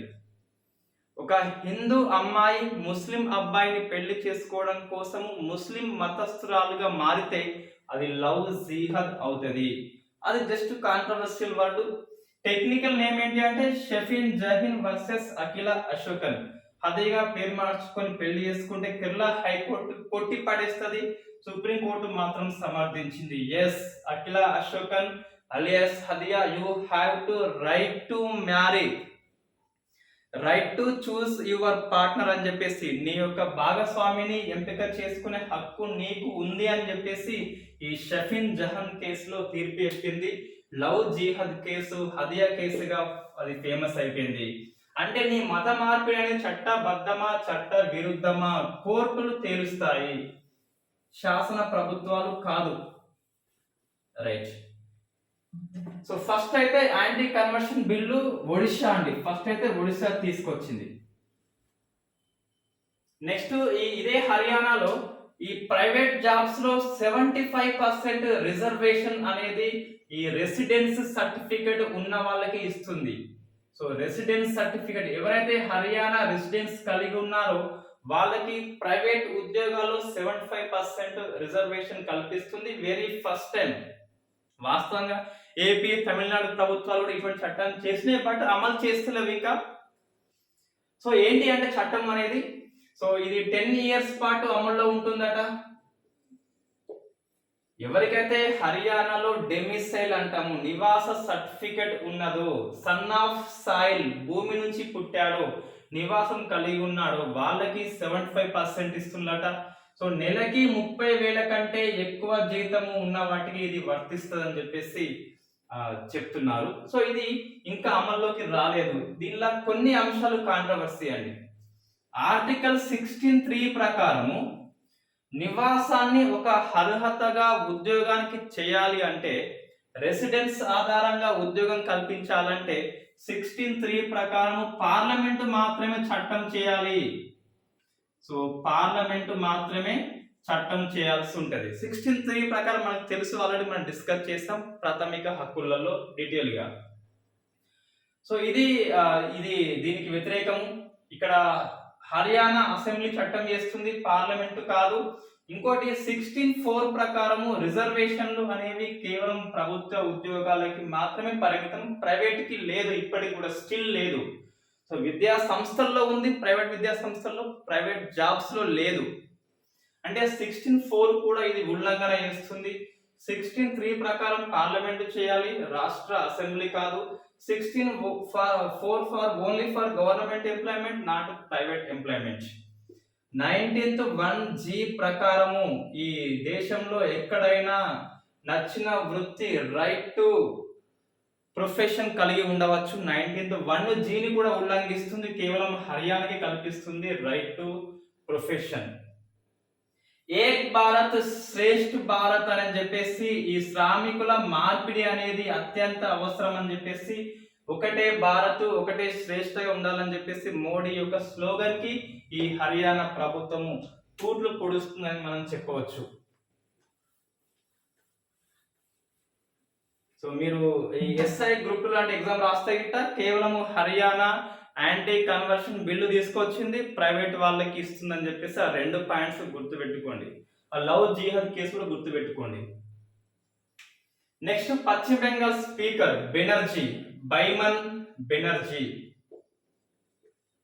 సో మనకి ఈ బైమన్ బెనర్జీ యాంటీ డిఫెక్షన్ లా అంటాం. యాంటీ డిఫెక్షన్ లా అంటే పార్టీ ఫిరాయింపు వ్యతిరేక చట్టము. మనకి పశ్చిమ బెంగాల్ అండి ఇది. సో పశ్చిమ బెంగాల్ స్పీకర్ ఇతను. సో అధికార పార్టీ స్పీకర్ చెప్పుకోవచ్చు. అధికార పార్టీ ఏంటి మనకి పశ్చిమ బెంగాల్లో అంటే తృణమూల్ కాంగ్రెస్. సో తృణమూల్ కాంగ్రెస్ అనేది అధికారంలో ఉంది, టిఎంసి అని చెప్పేసి. ఇక్కడ ప్రతిపక్ష పార్టీ ఏంటి మనకి బీజేపీ. సో బీజేపీలో ఉన్న ముకుల్ రాయ్ ఎవరు అంటే, సో ముకుల్ రాయ్ అనే వ్యక్తి టిఎంసిలోకి పోయిండు, కండువా కప్పుకున్నాడు బహిరంగంగానే. సో అప్పుడు ఈ బీజేపీ యొక్క ప్రతిపక్ష పార్టీ నేత స్పీకర్ కి ఫిర్యాదు చేయలేదు. ఇటీవల ఏం జరిగింది అంటే ఈ టిఎంసి పార్టీ అనేది ఈ ముకుల్ రాయ్ ని పబ్లిక్ అకౌంట్స్ కమిటీ చైర్మన్ గా అపాయింట్మెంట్ చేసింది. ఎవరిని? బీజేపీ పార్టీకి చెందిన, ఇప్పుడు పార్టీ మారింది కాబట్టి టిఎంసి పార్టీకి చెందిన ముకుల్ రాయ్ ని పబ్లిక్ అకౌంట్స్ కమిటీ చైర్మన్ గా, ప్రజాపద్దుల సంఘం చైర్మన్ గా అపాయింట్మెంట్ చేసింది. ఎవరు? స్పీకర్. స్పీకర్ చేస్తాడు, అకౌంట్ చైర్మన్ గా చేసిండు. సో ఇప్పుడు బీజేపీ యొక్క అధినేత, ప్రతిపక్ష పార్టీ నేత స్పీకర్ కి ఈ యాంటీ డిఫెక్షన్ లా అప్లై చేయండి. ఎందుకు అంటే ఈ ముకుల్ రాయ్ బీజేపీ పార్టీ టిఎంసిలోకి పోయాడు కాబట్టి అప్లై చేయమని చెప్పేసి నోటీస్ ఇస్తాడు. ఈ బైమన్ బెనర్జీ అనే వ్యక్తి స్పీకర్. ఈ పార్టీ ఫిరాయింపు విషయంలో గుర్తుపెట్టుకుని కంపల్సరీ ప్రశ్న వస్తుంది. పార్టీ ఫిరాయింపు విషయంలో అనర్హత వేటు వేసేది, డిస్క్వాలిఫై చేసేది ఎవరు అంటే ఆ సభ అధ్యక్షుడు. స్పీకర్ అయితే speaker, so Lok Sabha speaker, assembly speaker, Rajya Sabha chairman. Party ఫిరాయింపు విషయంలో అనర్హత వేటు వేసేది, డిస్క్వాలిఫై చేసేది 102 ఆర్టికల్ 191(1) ప్రకారం. 102(2) అనేది 191(2) అనేది ఇది స్టేట్ లో, ఇది సెంట్రల్ లో, ఇది స్టేట్ లో. వీటి ప్రకారం ఒక పార్టీ చెందిన అభ్యర్థి ఇంకో పార్టీలోకి పోతే ఫిరాయింపు జరిగిందని భావించి స్పీకర్, సభ అధ్యక్షుడే అంతిమంగా నిర్ణయం తీసుకుంటాడు. ఇప్పుడు ఏంటి అంటే బీజేపీ అభ్యర్థి ముకుల్ రాయ్ అనే వ్యక్తి టిఎంసిలోకి పోయింది కాబట్టి బీజేపీ శాసనసభ పక్ష నేత స్పీకర్ కి ఫిర్యాదు చేస్తే తూచ్ ఇది తప్పు అని చెప్పేసి ఆయన యొక్క అనర్హతని ఖండించాడు. నేను ఈ ముకుల్ రాయ్ టిఎంసిలోకి రాలేదు, బీజేపీలోనే ఉన్నాడని చెప్పేసి ఈ స్పీకర్ అంతిమ నిర్ణయం తీసుకున్నాడు. ఈ పిఎస్సి అంటే ఏంటి? పబ్లిక్ అకౌంట్స్ కమిటీ చైర్మన్ గా ఎవరిని నియమిస్తారంటే జనరల్ గా ప్రతిపక్ష పార్టీ నేతని నియమిస్తారు. ముకుల్ రాయ్ బీజేపీ కాబట్టి, ప్రతిపక్షం కాబట్టి నియమించమని చెప్పేసి ఈ బైమన్ బెనర్జీ అంటున్నాడు. లేదు, ఇతను టిఎంసిలోకి పోయాడు, మీరు కావాలని చెప్పేసి ఈ పిఎస్సి ఏం పని చేస్తుంది అంటే జనరల్ గా ఈ కాగ్ రిపోర్ట్ ని పరిశీలన చేస్తుంది. చూడండి, ఈ కాగ్ అనే వ్యక్తి కంప్యూటర్ ఆడిటర్ జనరల్ అనే వ్యక్తి ఈ కేంద్ర రాష్ట్రం యొక్క బడ్జెట్ ని, వ్యయాలని, అంచనాలని ఆడిట్ చేస్తాడు. కేంద్రము అండ్ రాష్ట్రము. ఈ కాగ్ ఆడిట్ చేసిన రిపోర్ట్ ని రాష్ట్రపతికి అండ్ గవర్నర్ కి పంపుతారు. సెంట్రల్ లో అయితే రాష్ట్రపతికి, స్టేట్ లో అయితే గవర్నర్ కి. గవర్నర్ ఏం చేస్తాడంటే, సో కాగ్ అనే వ్యక్తి ఎవరు? ఒక ఎగ్జిక్యూటివ్. రాష్ట్రపతి ఎవరు? ఎగ్జిక్యూటివ్. కాగ్ ఏం పని చేస్తుంది అంటే బడ్జెట్ ని పరిశీలిస్తుంది. స్పోర్ట్స్ మినిస్ట్రీకి 1000 కోట్లు ఇచ్చారు, బడ్జెట్ లో 1000 కోట్లు ఖర్చు అయిందా లేదా, స్కామ్ జరిగిందా, స్కామ్ జరిగితే స్కామ్ ని రిపోర్ట్ చేస్తుంది. ఎవరి మీద? మినిస్ట్రీ మీద. మినిస్ట్రీ ఎవరు? ఎగ్జిక్యూటివే. మంచి లాజిక్ వినండి చెప్పేది. కాగ్ ఒక ఎగ్జిక్యూటివ్. కాగ్ రిపోర్ట్ ని గవర్నర్ కి లేదా రాష్ట్రపతికి ఇచ్చారు. ఇద్దరు ఎగ్జిక్యూటివే. కాగ్ రిపోర్ట్లో ఏముంటది, మినిస్ట్రీ మీద ఉన్న స్కామ్ ఉంటది, వీళ్ళు ఎగ్జిక్యూటివే. అందరూ ఎగ్జిక్యూటివ్ కాబట్టి దొంగలు దొంగలు కాసి ఊర్ను పంచుకుంటారు అని చెప్పేసి ఈ కాగ్ రిపోర్ట్ ని పార్లమెంటు పరిశీలన చేస్తుంది, శాసనసభ పరిశీలన చేస్తుంది. దానికోసమే పబ్లిక్ అకౌంట్స్ కమిటీ ఉంటుంది. మినిస్ట్రీ యొక్క స్కామ్ ని పబ్లిక్ అకౌంట్స్ కమిటీ, దీన్ని ఎవరు ఉంటారు సభ్యులు అంటే ఓన్లీ లెజిస్లేచర్స్, ఐ మీన్ సభా సభ్యులు, మంత్రులు ఉండరు. No executive body, only legislatures మాత్రమే ఉంటారు. లోక్సభ వాళ్ళు 15 ఉంటారు, రాజ్యసభ వాళ్ళు 7, మొత్తం 22 మంది ఉంటారు. అంటే ఏంటిది, ఎగ్జిక్యూటివ్ యొక్క పనిని శాసనసభ ఇక్కడ చూస్తుంది. ఇదే parliamentary democracy. Executive is responsible to legislature, ఈఆర్ఎల్ మంత్ర అంటాము. డెమోక్రసీ అనేది అట్లా పనిచేస్తుంది. కాగ్ రిపోర్ట్ ని రాష్ట్రపతికి ఇస్తే రాష్ట్రపతి పార్లమెంటు ముందుంచుతాడు. ఆ పార్లమెంటులో పబ్లిక్ అకౌంట్స్ కమిటీ అనేది ఏర్పాటైతది. అందులో సభా సభ్యులు ఉంటారు, వాళ్ళంతా లెజిస్లేచర్స్. కాబట్టి సో ఈ కాగ్ రిపోర్ట్ ని ఈ పిఎస్సి ప్యాక్ అనేది పరిశీలన చేస్తుంది. ప్రతిపక్షానికి ఎందుకు ఇస్తున్నా అంటే మినిస్ట్రీ యొక్క స్కామ్ అనేది ప్రతిపక్ష సభ్యులే చూస్తారు కాబట్టి ప్యాక్ చైర్మన్ గా అపోజిషన్ పార్టీ లీడర్ ని నియమిస్తారు.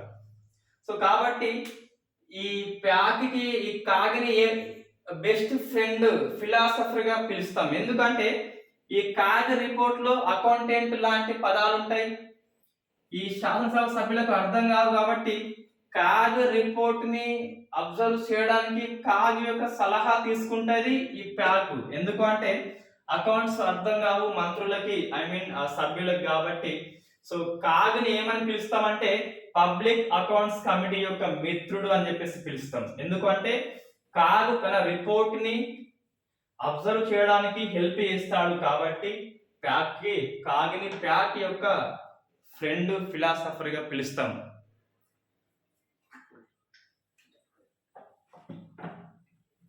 సో నెక్స్ట్ ఏంటి, మనం ఏం గుర్తు పెట్టుకోవాలంటే పశ్చిమ బెంగాల్ స్పీకర్ బైమన్ బెనర్జీ ముకుల్ రాయ్ యొక్క డిస్క్వాలిఫైని ఒప్పుకోలేదు.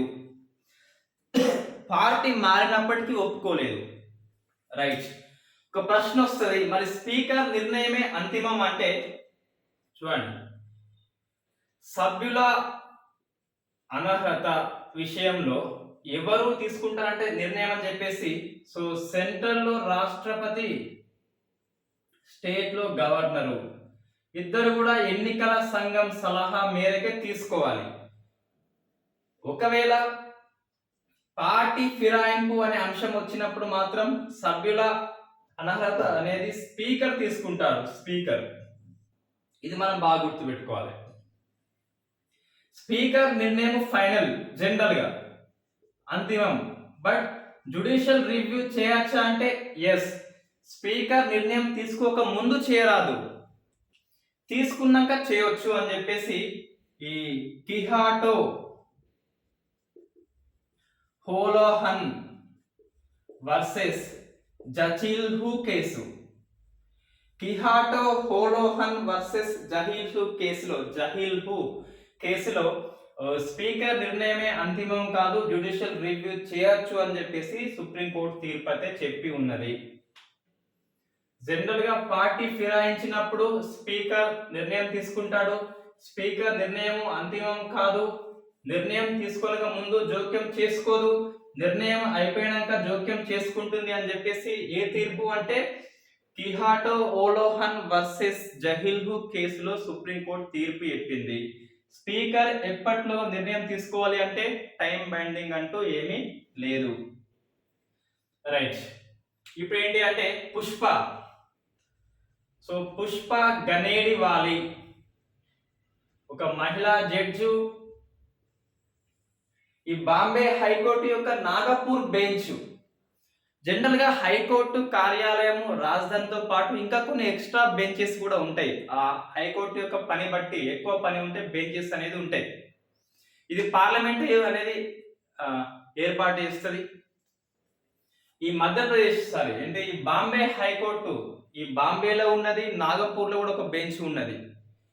రైట్. ఈ పుష్ప గనడివాలే బాంబే హైకోర్టు కాకుండా ఈ నాగపూర్ బెంచ్ లో హైకోర్టు తాత్కాలిక జడ్జిగా పనిచేస్తుంది. ఆ పనిచేస్తున్న టైంలో skin to skin contact case మనం డిస్కస్ చేసాం. లింక్ లో ఇస్తా చూడండి ఒకసారి మీరు. ఆ స్కిన్ టు స్కిన్ కాంటాక్ట్ కేసులో ఈ బట్టలు ఉండంగా బ్రెస్ట్ ని ప్రెస్ చేస్తే అది ఈ పోక్సో యాక్ట్ కిందికి రాదు అని చెప్పేసి అతన్ని రిలీజ్ చేస్తుంది. స్కిన్ టు స్కిన్ కాంటాక్ట్ కాలేదు కాబట్టి, బట్టల పైనుంచి బ్రెస్ట్ ప్రెస్ జరిగింది కాబట్టి ఈ సెక్సువల్ అఫెన్స్ కిందికి, సెక్సువల్ అసాల్ట్ కిందికి రాదు అని చెప్పేసి పుష్ప తీర్పు చెప్పింది. అతనికి బెయిల్ అనేది మంజూరు చేసింది. రైట్. సో ఈ కేసు సుప్రీంకోర్టు కొట్టేసింది. ఈమె హైకోర్టు తాత్కాలిక న్యాయమూర్తిగా జనరల్ గా 2 years మాత్రమే ఉంటారు. సో 2 years పదవి కాలం అయిపోయినాక రెగ్యులర్ న్యాయమూర్తిగా కంటిన్యూ చేస్తారు జనరల్ గా. సుప్రీంకోర్టు కొలీజియం అనేది ఈ పుష్ప యొక్క న్యాయమూర్తి పదవి కాలాన్ని పొడిగించలేదు, రద్దు చేసింది, డిమోషన్ చేసింది. దీనికి మనస్పర్ధలు వచ్చేసి ఈ పుష్ప రాజీనామా చేసింది. సో హైకోర్టు న్యాయమూర్తి కాబట్టి రాజీనామాని ఎవరికి ఇస్తుంది? గవర్నర్. Very good. కానే కాదు, రాష్ట్రపతికి ఇస్తుంది. సో మనం గుర్తుపెట్టుకోవాలి, సుప్రీంకోర్టు అయినా హైకోర్టు అయినా న్యాయమూర్తుల నియామకం చేసేది కొలీజియం సిఫార్సు మేరకి రాష్ట్రపతి, తొలగింపు చేసేది రాష్ట్రపతి. బట్ ప్రమాణ స్వీకారం అంటే సుప్రీంకోర్టుకు రాష్ట్రపతి, హైకోర్టు మాత్రం గవర్నర్. సో ప్రమాణ స్వీకారం మాత్రం వేరు. ఈ గవర్నర్ హైకోర్టు జస్టిస్ ఆధ్వర్యంలో, హైకోర్టు గవర్నర్ ఆధ్వర్యంలో ప్రమాణ స్వీకారం చేస్తారు. సుప్రీంకోర్టు జడ్జెస్ రాష్ట్రపతి ఆధ్వర్యంలో, రాష్ట్రపతి సుప్రీంకోర్టు జడ్జి ఆధ్వర్యంలో ప్రమాణ స్వీకారం అనేది చేస్తారు జనరల్ గా. సో చాలా రోజులైనాక ఒక జడ్జి అనేది రాజీనామా చేయడం తొలిసారి కాబట్టి మనం పుష్ప నేమ్ గుర్తుపెట్టుకోవాలి. రాజీనామా కారణం ఏంటి అంటే సుప్రీంకోర్టు కొలీజియం అనేది ఈమె పేరును రాష్ట్ర హైకోర్టు న్యాయమూర్తిగా కొనసాగించలేదు, సిఫార్సు చేయలేదు. కారణం ఏంటి అంటే ఈమెకి ఇన్కెపాసిటీ ఉన్నది, సో అసమర్థత ఉన్నది తీర్పు చెప్పడంలో అని చెప్పేసి ఆ స్కిన్ టు స్కిన్ కాంటాక్ట్ కేసుని ఎగ్జాంపుల్ మనం చెప్పుకోవచ్చు. So prevention of children sexual offence act ప్రకారం స్కిన్ టు స్కిన్ కాంటాక్ట్ జరగలేదు కాబట్టి ఈ పోక్సో కిందికి రాదు అని చెప్పేసి తీర్పు చెప్పింది.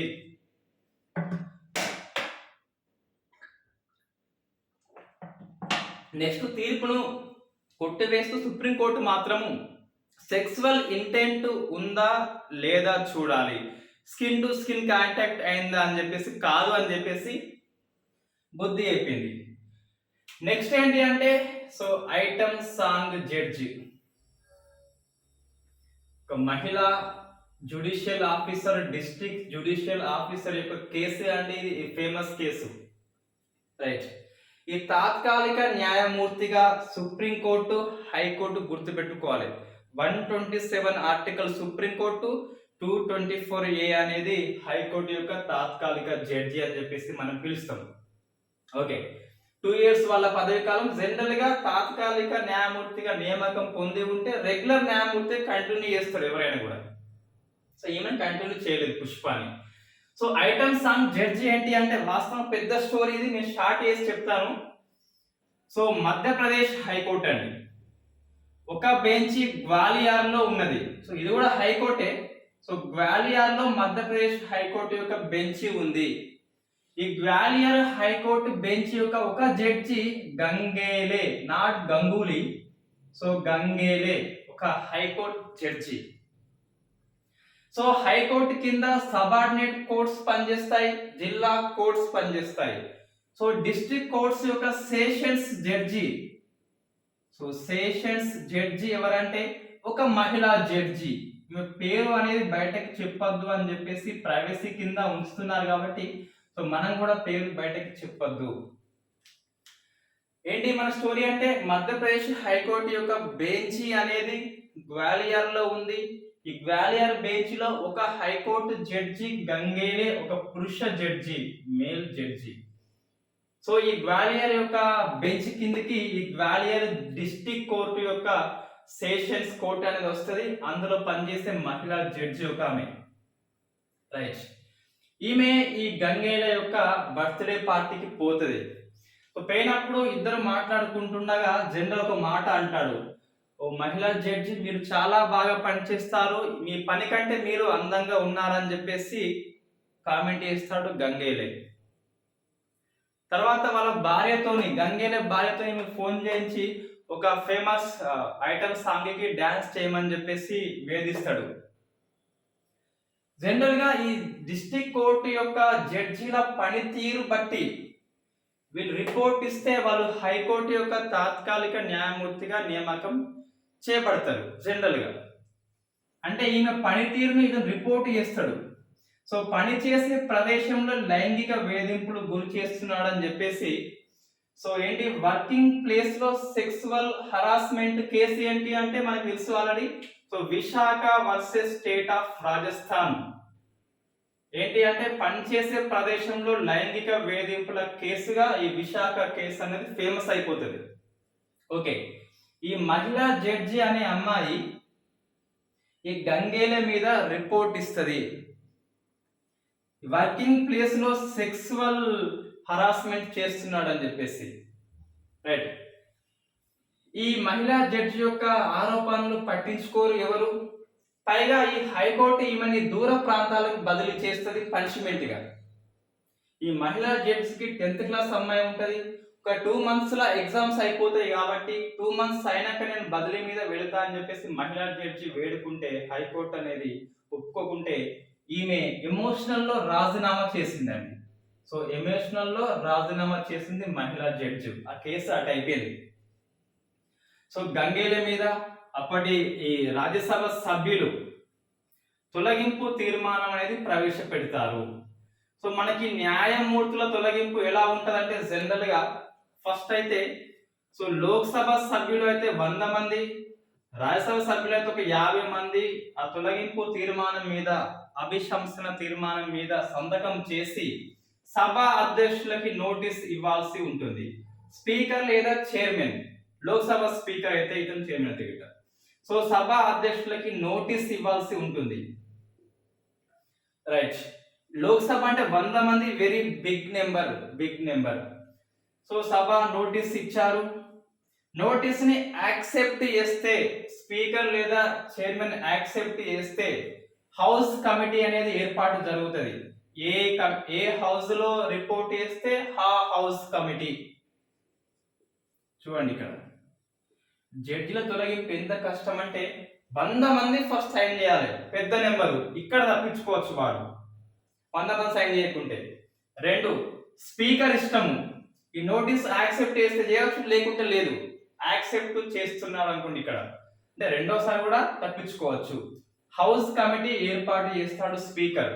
సో ఎవరు ఉంటారో హౌస్ కమిటీలో అంటే మళ్ళా సుప్రీంకోర్టు యొక్క చీఫ్ జస్టిస్ ఆఫ్ ఇండియా లేదా సీనియర్ మోస్ట్ జడ్జి ఉంటాడు.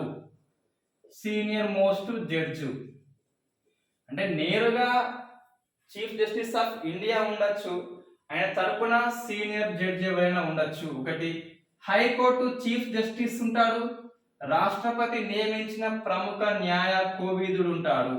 ఐ మీన్ ముగ్గురు జడ్జీలే. ఆరోపణలు వచ్చింది జడ్జి మీద. సో ఇక్కడ తప్పించుకోవచ్చు. హౌస్ కమిటీ తప్పు చేశాడు అంటే ముందుకెళ్తారు, తప్పు చేయలేదంటే ఇక్కడ ఆగిపోతుంది. మూడవసారి తప్పించుకోవచ్చు. సో హౌస్ కమిటీ చెప్పింది తప్పు జరిగింది అంటే అప్పుడు ఏ హౌస్ అయితే ఆ హౌస్ లో 2/3 ప్రజెంట్ అండ్ ఓటింగ్ చేసి ఆ తీర్మానాన్ని తొలగింపుని ఆమోదించాలి. ఇక్కడ తప్పించుకోవచ్చు. చివరికి రాష్ట్రపతి తొలగిస్తాడు. హయ్యర్ కోర్టు అంటే సుప్రీంకోర్టు లేదా హైకోర్టు యొక్క జడ్జెస్ తొలగింపు అనేది ఎవరు అంటే పార్లమెంటు కాదు, రాష్ట్రపతి. ఏంటి ఈ మొత్తం అంటే లోక్సభలో 100 మంది, రాజ్యసభలో 50 మంది. సభ అధ్యక్షుడికి నోటీస్ ఇవ్వాలి. ఈ గంగెల మీద ఇచ్చిండ్లు, రాజ్యసభలో 50 మంది ఇచ్చిండ్లు. హౌస్ కమిటీ ఏర్పాటు చేసిండ్లు, 3 జడ్జీల కమిటీ. అది కమిటీ ఈ గంగేలకి క్లీన్ చీట్ ఇచ్చింది. ఈమె ఆరోపణలకి సాక్ష్యం లేదు అని చెప్పేసి క్లీన్ చిట్ ఇచ్చింది. సో ఇందుకే ఈ కొలీజియం అంటే ఎవరు ఉంటారు, అందరూ 1+4 ఉంటారు జడ్జెస్. హైకోర్టు అయితే 1+2 ఉంటారు. దీన్ని ఏమంటామంటే నెపోటిజం, బంధు ప్రీతి లేదా ఫేవరెటిజము, వాళ్ళకి అనుకూలంగా వ్యక్తుల్ని మాత్రమే నామినేట్ చేస్తారని చెప్పేసి ఒక పెద్ద అపవాదు ఉన్నది. ఈ ఐవర్ జెన్నింగ్ ఏమంటాడు అంటే ఈ భారత రాజ్యాంగం అనేది న్యాయవాదుల స్వర్గం అని చెప్పేసి చెప్తాడు. ఎందుకంటే ఆ భారత రాజ్యాంగం యొక్క భాష ఎవరికి అర్థం కాదు. ఈ జడ్జిల తొలగింపు అనేది క్లిష్టమైన ప్రక్రియ కాబట్టి ఇంతవరకు ఏ ఒక్క జడ్జి కూడా తొలగించబడలేదు. కారణం ఏంటి అంటే ఇన్ని రకాల అడ్డంకులను అధిగమించి లాస్ట్ రాష్ట్రపతి వరకు పోవాలి. 2/3 ఆమోదించాలి, ప్రెసిడెంట్ కావాలి, ఈ కమిటీ ఒప్పుకోవాలి, ఆ స్పీకర్ ఒప్పుకోవాలి, 100 మంది సైన్ చేయాలి. సో తర్వాత ఈమె తరపున ఈ ఇందిరా బెనర్జీ మహిళా జడ్జి సుప్రీంకోర్టు ఆమె వాదించి కేసు గెలుస్తుంది. సుప్రీంకోర్టు అనేది 142 ఆర్టికల్ ఉపయోగించి తిరిగి విధుల్లోకి తీసుకోమని మధ్యప్రదేశ్ హైకోర్టుకి అల్టిమేటం జారీ చేసింది. 142 ఆర్టికల్ ఎప్పుడు ఉపయోగిస్తుందంటే ఈ చట్టము, ఎవిడెన్స్ ఇవన్నీ ఏవి సంబంధం లేకుండా ఒక కేసులో కంప్లీట్ జస్టిస్, సంపూర్ణ న్యాయం చేయాల్సి వచ్చినప్పుడు ఎవిడెన్స్ సరితూగకపోయినా, ఎవిడెన్స్ లేకపోయినా కూడా 142 ఆర్టికల్ ప్రకారం సుప్రీం కోర్టు యొక్క అపరిమిత అధికారాల సహాయంగా ఈ మహిళా జడ్జిని తిరిగి విధుల్లోకి తీసుకోవడం జరిగింది. Very famous case. మనం గంగేర పేరు గుర్తుపెట్టుకోవాలి. సో ఇది ఇందులో మనకి ఏం గుర్తుకురావాలంటే తొలగింపు ఎలా ఉంటుందంటే అంత క్లిష్టమైన ప్రక్రియ. సో 150 మంది, స్పీకర్ నోటీసు, హౌస్ కమిటీ ఏర్పాటు, కమిటీ ఒప్పుకోవాలి, హౌస్ 2/3 అనేది మళ్ళీ ఆమోదించాల్సి ఉంటుంది, 2 సభలు ఆమోదించాలి. ఏ ఒక్క సభ ఆమోదించకపోయినా కూడా ఆ తొలగింపు అనేది వీగిపోతుంది. వెరీ హార్డ్ టాస్క్ అండి, వెరీ హార్డ్ టాస్క్ అది. సో నెక్స్ట్ జాతీయ భాష హిందీ. సో జాతీయ భాష హిందీ కేసు ఏంటి అంటే మన హైదరాబాద్ వ్యక్తి గంగం సుధీర్ కుమార్. సో గంగం సుధీర్, ఫాస్ట్ చెప్పుదాం టైం ఎక్కువ అవుతుంది కాబట్టి. సో గంగం సుధీర్ కుమార్ అనే వ్యక్తి తెలంగాణ హైదరాబాద్ వ్యక్తి. ఇతన్ని ఈ బాంబే పోలీసులు అరెస్ట్ చేస్తారండి. ఇది ఈ డ్రగ్స్ కేసులో అరెస్ట్ చేస్తారు బాంబే పోలీసులు. NDPS యాక్ట్ అంటాం, narcotic drugs psychotropic. So narcotic drugs psychotropic substance act. ఈ యాక్ట్ ప్రకారము బాంబే పోలీసులు అరెస్ట్ చేస్తారు గంగం సుధాకర్ కుమార్ని. రైట్. ఈ అరెస్ట్ గల కారణాలు చెప్పమని చెప్పేసి అంటే వీళ్ళు హిందీలో చెప్తారు. సో హిందీలో 22nd ఆర్టికల్ ప్రకారం అరెస్ట్ గల కారణాలు చెప్పాలి. సో అదే వారంటీ అంటాం. ఆ వారంటీ అనేది హిందీలో ఇస్తారు. సో ఇతను ఈ బాంబే హైకోర్టుకి వెళ్తాడు గంగం సుధాకర్ కుమార్. నాకు హిందీ అర్థం కావట్లేదు, నా మాతృభాష హైదరాబాద్ తెలుగు అని చెప్పేసి ఈ 22nd ఆర్టికల్ ప్రకారము నా అరెస్ట్ కారణము తెలుగులో చెప్పు అని చెప్పేసి చెప్తే ఈ బాంబే హైకోర్టు ఏమంటదంటే నువ్వు ట్రావెలింగ్ డిపార్ట్మెంట్ లో పనిచేస్తున్నావు, నీకు హిందీ జాతీయ భాష వచ్చి ఉండాలి, నువ్వు మహారాష్ట్రలో పనిచేస్తున్నావు, భోపాల్లో పనిచేస్తున్నావు, రాజస్థాన్లో పనిచేస్తున్నావు, ట్రావెలింగ్ చేస్తున్నావు కాబట్టి ట్రావెలింగ్ హిస్టరీ నీకు ఉంది కాబట్టి జాతీయ భాష అయినా హిందీ వచ్చి ఉండాలి, నీకు పోలీసులు హిందీలో నోటీస్ ఇస్తే తప్పేం కాదని చెప్పేసి బాంబే హైకోర్టు తీర్పు చెప్పింది. సో ప్రశ్న వస్తుంది, ఇటీవల జాతీయ భాష హిందీ అని ఏ హైకోర్టు తీర్పు చెప్పింది అంటే సో బాంబే హైకోర్టు తీర్పు చెప్పింది. ఇన్ఫాక్ట్ గంగం సుధాకర్ ఒక లా స్టూడెంట్, ఈ జాతీయ భాష హిందీ కాదు అని తెలుసు కాబట్టి సో బాంబే హైకోర్టు మీద సుప్రీం కోర్టులో కేసు వేస్తాడు. జాతీయ భాష హిందీ అని చెప్పేసి బాంబే హైకోర్టు నాకు బెయిల్ ని మంజూరు చేయలేదు, ఇది తప్పు అని చెప్పి సుప్రీంకోర్టులో కేసు అయితే వేశాడు. సుప్రీంకోర్టు ఇంకా తీర్పు చెప్పలేదు. జనరల్ గా జాతీయ భాష అంటూ మనకి ఏది లేదు. 343 ఆర్టికల్ ప్రకారము అధికార భాష మాత్రమే ఉంది. సో అఫీషియల్ లాంగ్వేజ్ మాత్రమే ఉంది హిందీ. దీన్ని మున్షి అయ్యంగార్ ఫార్ములా అంటారండి. సో మనకి రాజ్యాంగ సభలో ఈ జాతీయ భాష మీద డిస్కషన్ జరుగుతున్నప్పుడు ఈ హిందీని జాతీయ భాష చేయాలని చెప్పేసి కొంతమంది చెప్పితే ఈ మున్షి అండ్ అయ్యంగార్ ఒక ఫార్ములా తీసుకొచ్చారు. మీరు జాతీయ భాషగా హిందీ చేస్తే సౌత్ ఇండియన్ పీపుల్ కి హిందీ రాదు, ప్రాబ్లం అవుతుంది, కాబట్టి ఈ మున్షి అయ్యంగార్ ఇద్దరు కలిసి ఒక ఫార్ములా రూపొందించారు. అదే మున్షి అయ్యంగార్ ఫార్ములా అంటారు.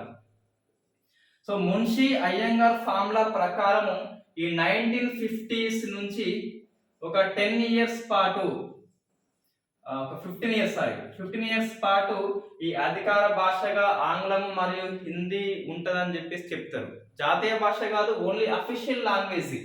నేషనల్ లాంగ్వేజ్ అంటే వేరు, అఫీషియల్ లాంగ్వేజ్ అంటే జస్ట్ ఈ పార్లమెంటరీ, హైకోర్టు, సుప్రీంకోర్టు ఈ జీవోస్ ఇష్యూలలో దీన్ని వాడతారు అన్నట్టు.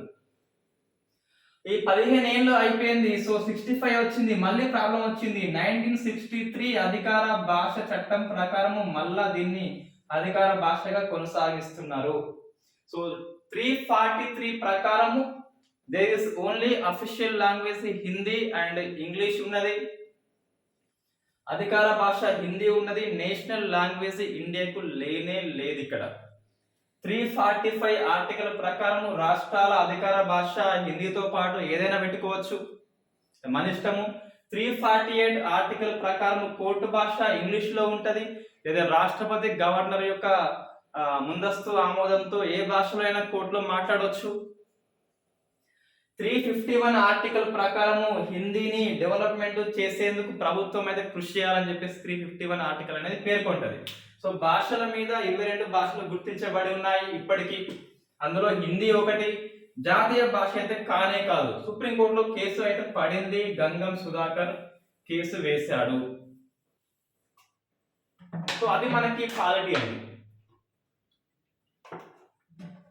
సో నెక్స్ట్ సైన్స్ అండ్ టెక్నాలజీలో సో PSLV-C-52 రాకెట్ ని ప్రయోగించారు February 14th లవర్స్ డే నాడు. రైట్. ఫస్ట్ ఈ రాకెట్ ద్వారా ఒక 3 ఉపగ్రహాలు పంపడం జరిగింది. 3 ఉపగ్రహాలు. సో మనం ఇటువంటి అంశం డిస్కస్ చేసేటప్పుడు ఫస్ట్ కొన్ని అంశాలు దృష్టిలో పెట్టుకోవాలి. ఒకటి, ఫస్ట్ ఏ రాకెట్ పంపారు అంటే PSLV-C-52 polar satellite launch vehicle C-52 పంపారు. రైట్. ఎక్కడి నుంచి పంపారంటే general Satish Dhawan space centre నుంచి పంపారు. ఇది శ్రీహరికోటలో ఉన్న షార్ కేంద్రంలో ఉంది. సో షార్ కేంద్రం అని చెప్పేసి నెల్లూరులో ఉంది. ఇంకా చూస్తే ఇట నెల్లూరులో ఉంది. ఇక్కడ నుంచి ఫస్ట్ లాంచింగ్ ప్యాడ్, మొత్తం 3 లాంచింగ్ ప్యాడ్లు ఉంటాయి, అందులో ఫస్ట్ లాంచింగ్ ప్యాడ్ నుంచి పంపారు. మూడవది, ఈ రాకెట్ వేటిని తీసుకెళ్ళిందంటే 3 ఉపగ్రహాలు. ఒకటి ఎర్త్ అబ్జర్వేషన్ శాటిలైట్ 04, దీన్నే రిశాట్ 1 అని చెప్పేసి దీని ప్లేస్ లో పంపారు. సో రిశాట్ 1 లో సో రాడార్ ఇమేజింగ్ శాటిలైట్ 1 కి బదులుగా 2012 లో పంపితే అది పనిచేస్తలేదు, కాబట్టి దాని ప్లేస్ లో రిప్లేస్మెంట్ గా ఎర్త్ అబ్జర్వేషన్ శాటిలైట్ గా పంపారు. ఒకటి. రెండోది ఇన్స్పైర్ శాట్ అని చెప్పేసి. సో ఇన్స్పైర్ శాట్ ఒక బుల్లి ఉపగ్రహము 1. ఇంకొకటి INS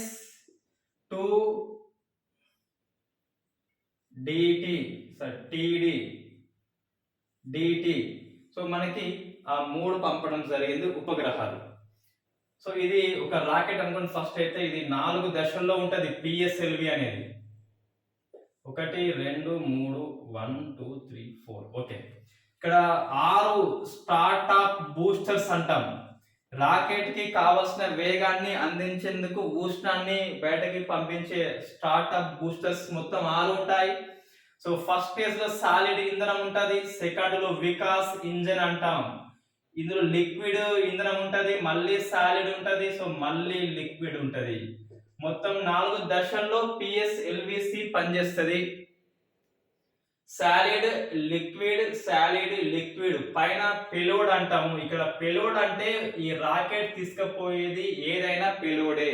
అది ఉపగ్రహం అయితే ఉపగ్రహము, మనిషి అయితే మనిషి, జంతువు అయితే జంతువు. ఇక్కడైతే మనకి 3 ఉపగ్రహాలు ఉన్నాయి. ఒకటి పెద్దది, ఒకటి చిన్నది, ఒకటి చిన్నది ఉన్నది. సో ఇది మనకి ఉపగ్రహం యొక్క రాకెట్ యొక్క స్వరూపము. ఈ న్యూటన్ థర్డ్ లా ప్రకారం పనిచేస్తుంది, లేదా ద్రవ్య వేగ నిత్యత్వ సూత్రం బట్టి పనిచేస్తుంది రాకెట్ అనేది. ఓకే, ఎంత బేసిక్ మనకి ఇక్కడ అవసరం లేదు. ఈ రాకెట్లు మన జనరల్ గా విక్రమ్ సారాభాయ్ స్పేస్ సెంటర్ లో తయారు చేస్తారు. ఇటీవల విక్రమ్ సారాభాయ్ స్పేస్ సెంటర్ యొక్క డైరెక్టర్ గా ఉన్ని కృష్ణన్ నియామకం పొందాడు. Vikram Sarabhai space centre director గా ఉన్న ఎస్ సోమనాథ్ అనే వ్యక్తి, సోమనాథ్ ఇస్రో చైర్మన్ గా నియామకం పొందాడు. ఈ ఇస్రో చైర్మన్ సోమనాథ్ చైర్మన్ గా ఫస్ట్ ప్రయోగం పిఎస్ఎల్విసి 52 గా మనం ఒక రికార్డ్ అది. రైట్, ఇస్రో అనేది 15th ఆగస్టు 1969 ఏర్పాటు జరిగింది. డిపార్ట్మెంట్ ఆఫ్ స్పేస్ కమిషన్ కింద పనిచేస్తూ 72 లో అది ఏర్పాటు జరిగింది. సో బెంగళూరులో ఉంది దాని కార్యాలయం అని చెప్పేసి మనకు తెలుసు అంతా ఆల్రెడీ. ఇక్కడ మనం ఇంకేం నేర్చుకోవాలి అంటే, రైట్, ఫస్ట్ ఈ ఉపగ్రహాలు అన్నిటినీ ఏ కక్షలో ప్రవేశపెడతారు అంటే, సో లియో కక్ష, లో ఎర్త్ ఆర్బిట్. ఎట్లా చెప్తున్నాం అంటే 200 నుంచి 2000 వరకు ఉంటేనేమో దాన్ని, సో 180 నుంచి సో 180 నుంచి 2000 కిలోమీటర్ల ఎత్తులో ఉంటే అది లియో అంటాం. ఎంఈఓ అంటే 2000 నుంచి 36,000 కంటే తక్కువ ఉంటే, హెచ్ఈఓ హై ఎర్త్ ఆర్బిట్ అంటే 36,000 కంటే ఎక్కువ ఉంటే దాన్ని హెచ్ఈఓ అంటారు. ఈ డివిజన్ అనేది స్టాండర్డ్ ఏం కాదు, జస్ట్ అందాజ మాత్రమే. సో ఈ ఈఓఎస్ 04 ఇన్స్పైర్ శాట్ లేదా INS-2 అనేది ఈ లియో కక్షలో ఉంది. ఎందుకంటే వీటి ఎత్తు అనేది 579 కిలోమీటర్స్ కాబట్టి. సో 579 కాబట్టి ఇది లియో కిందికి వస్తుంది. ఇది భూమి అనుకుంటే ఇది north pole, south pole. So ఇవి ఇట్లా తిరుగుతాయి కాబట్టి ఇది పోలార్ ఆర్బిట్ లో ఉన్నట్టు. ఇట్లా తిరుగుతాయి దాన్ని నాన్ పోలార్ అంటాం, ఇట్లా ఉంటే పోలార్ అంటాం. సో ఇది ఏంటిది, లియో అండ్ పోలార్ ఆర్బిట్ కక్షలో ఉన్నాయి. ఇవన్నీ బేసిక్ పాయింట్స్. ఇంకా దీన్ని సన్ సింక్రోనస్ అంటాం. సన్ సింక్రోనస్ అంటే ఏంటంటే సూర్యునితో పోలిస్తే ఎప్పుడు ఒకటే దగ్గర ఉంటది. సో సూర్యునితో ఫిక్స్డ్ పాయింట్ దగ్గర ఉంటది కాబట్టి సన్ సింక్రోనస్. ప్రశ్న వస్తుంది, ఈఓఎస్ 04 భూ పరిశీలన ఉపగ్రహం అనేది ఎక్కడ ఉంది అంటే లియోలో ఉంది, పోలార్ ఆర్బిట్ లో తిరుగుతుంది, సన్ సింక్రోనస్ గా ఉంది. సూర్యునితో పోలిస్తే ఫిక్స్డ్ పాయింట్ దగ్గరనే ఉంటది, అంటే సమకాలించబడింది సన్ తో అని చెప్పేసి పిలుస్తాం తెలుగులో అయితే. అంత బేసిక్ పాయింట్స్ ఇవన్నీ. ఏంటి ఇక్కడ మనకి ఫస్ట్ అంటే ఈ లియో ఏంటి, సారీ ఈఓఎస్ ఏంటి. మనకి జనరల్ రాకెట్స్ ఎస్ఎల్వి అని, ఏఎస్ఎల్వి అని, పిఎస్ఎల్వి అని, జిఎస్ఎల్వి అని ఉంటాయి. ఇవి రెండు ప్రజెంట్ ఏం లేవు కానీ పిఎస్ఎల్వి అండ్ జిఎస్ఎల్వి. ఇది 4 స్టేజెస్, ఇదేమో 3 స్టేజెస్ ఓన్లీ. సో పెద్ద పెద్ద భారీ ఉపగ్రహాలను జిఎస్ఎల్వి ద్వారా పంపుతారు. పిఎస్ఎల్విలో మళ్ళీ కొన్ని రకాలు ఉంటాయి. ఇప్పుడు పంపింది పిఎస్ఎల్వి ఎక్సెల్ సిరీస్ అండి.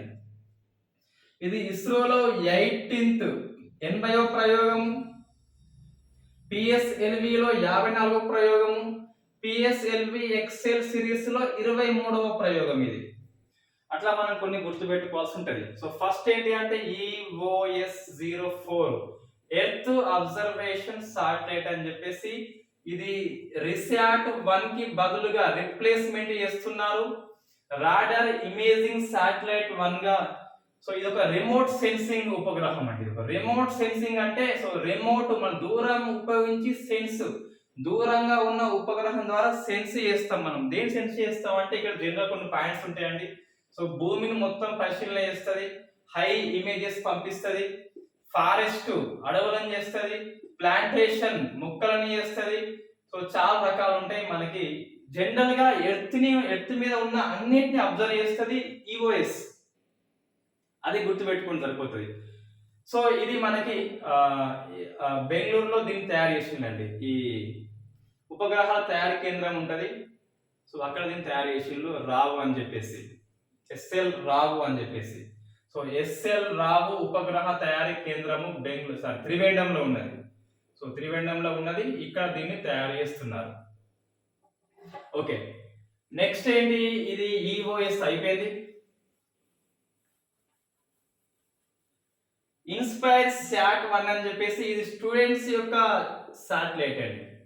ఐఐఎస్టి త్రివేండంలో ఉంది ఇది అయితే.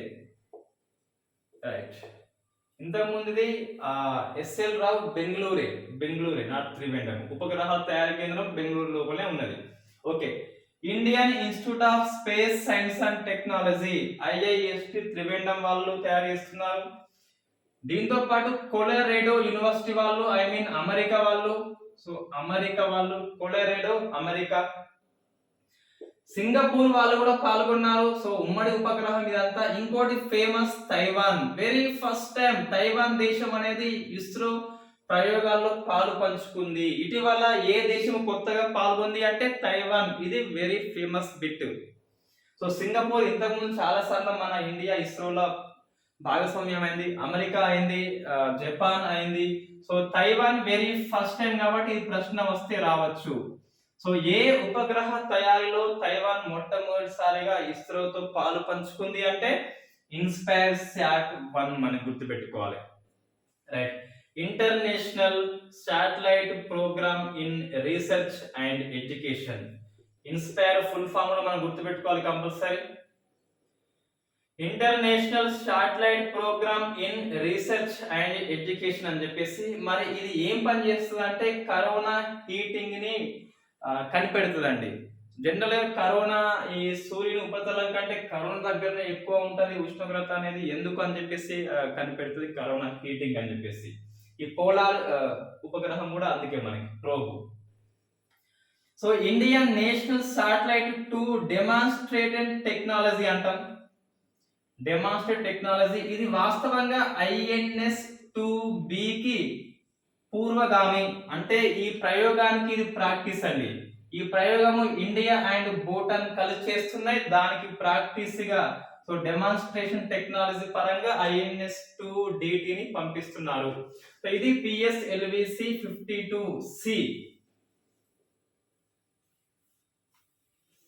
రైట్, మీరు ఇంకా ఏదైనా ఉపగ్రహం పంపిస్తే దీనిలో ఏవేవి మారుతాయంటే ఆ PSLV-C ఉందిగా 53 అవుతుంది. ఉపగ్రహాల పేరు మారుతాయి, ఆ ప్రయోగించే ప్రదేశము, ఆ 4 ఇంధన దశలు అన్ని అవే ఉంటాయి. ఈ సైన్స్ అండ్ టెక్నాలజీలో ఉన్న ప్లస్ పాయింటే ఇది. ఈ క్షిపణులు కానీ, ఈ నౌకలు కానీ, ఈ విమాన కేంద్రాలు, ఇవన్నీ ఒకసారి చదివేస్తే మళ్ళీ మళ్ళీ రిపీట్ అవుతూనే ఉంటాయి. నెక్స్ట్ కోర్బోవాక్స్. సో ఇది ఈ 12 నుంచి 18 ఇయర్స్ వాళ్ళకి అన్ని అనుమతులు పొందిన రెండవ వ్యాక్సిన్ అండి. అంటే 18 ఇయర్స్ లోపు ఇంతకు ముందు మనకి కోవాక్సిన్ ఉంది కదా. ఈ జనవరి 3 నుంచి 15 నుంచి 18 ఇయర్స్ వాళ్ళకి కోవాక్సిన్ ఇచ్చారు. సో 18 ఇయర్స్ బిలో మొట్టమొదటి వ్యాక్సిన్ ఏంటిదంటే ఇండియాలో కోవాక్సిన్, మనకు తెలుసు ఆల్రెడీ. సో ఇది జైకోవ్-D ఉంది, బట్ ఇది పూర్తి అనుమతులు పొందలేదు ఇంకా. ఇది 12 నుంచి 18 years first DNA vaccine in world మొత్తంలో. ఇది జైకోవ్-D.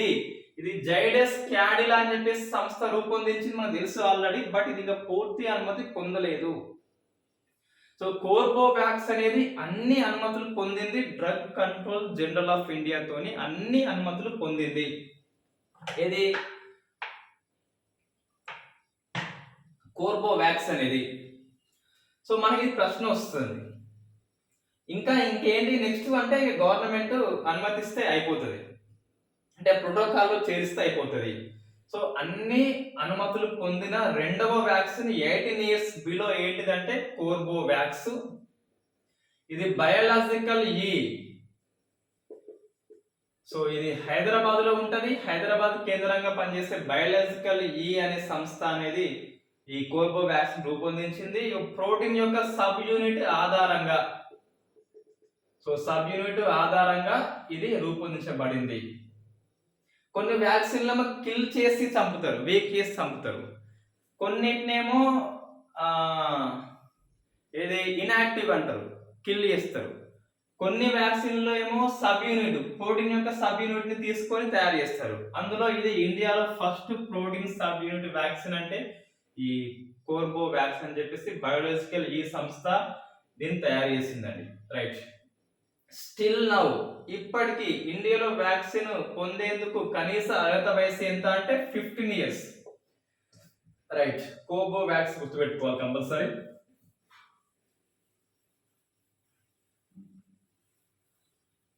Right. Next first mRNA vaccine in India. So మనకి ఈ జన్యు పదార్థం ఆధారంగా తయారు చేయబడ్డ ఫస్ట్ mRNA వ్యాక్సిన్ అనేది ఇండియాలో ఇంకా పేరు పెట్టలేదు, కానీ DCGI అనేది ఫస్ట్ ట్రయల్, సెకండ్ ట్రయల్స్ అయితే అనుమతి అనేది ఇచ్చింది. సో మనకి ఈ ఫైజర్ టీకా, ఈ మోడెర్నా యొక్క అమెరికా టీకాలు ఉన్నాయి కదా, సో అవి కూడా mRNA వ్యాక్సిన్. రైట్. ఏంటంటే ఇది కరోనా వైరస్ కదా, సో ఇది కరోనా వైరస్, ఇది స్పైక్ ప్రోటీన్.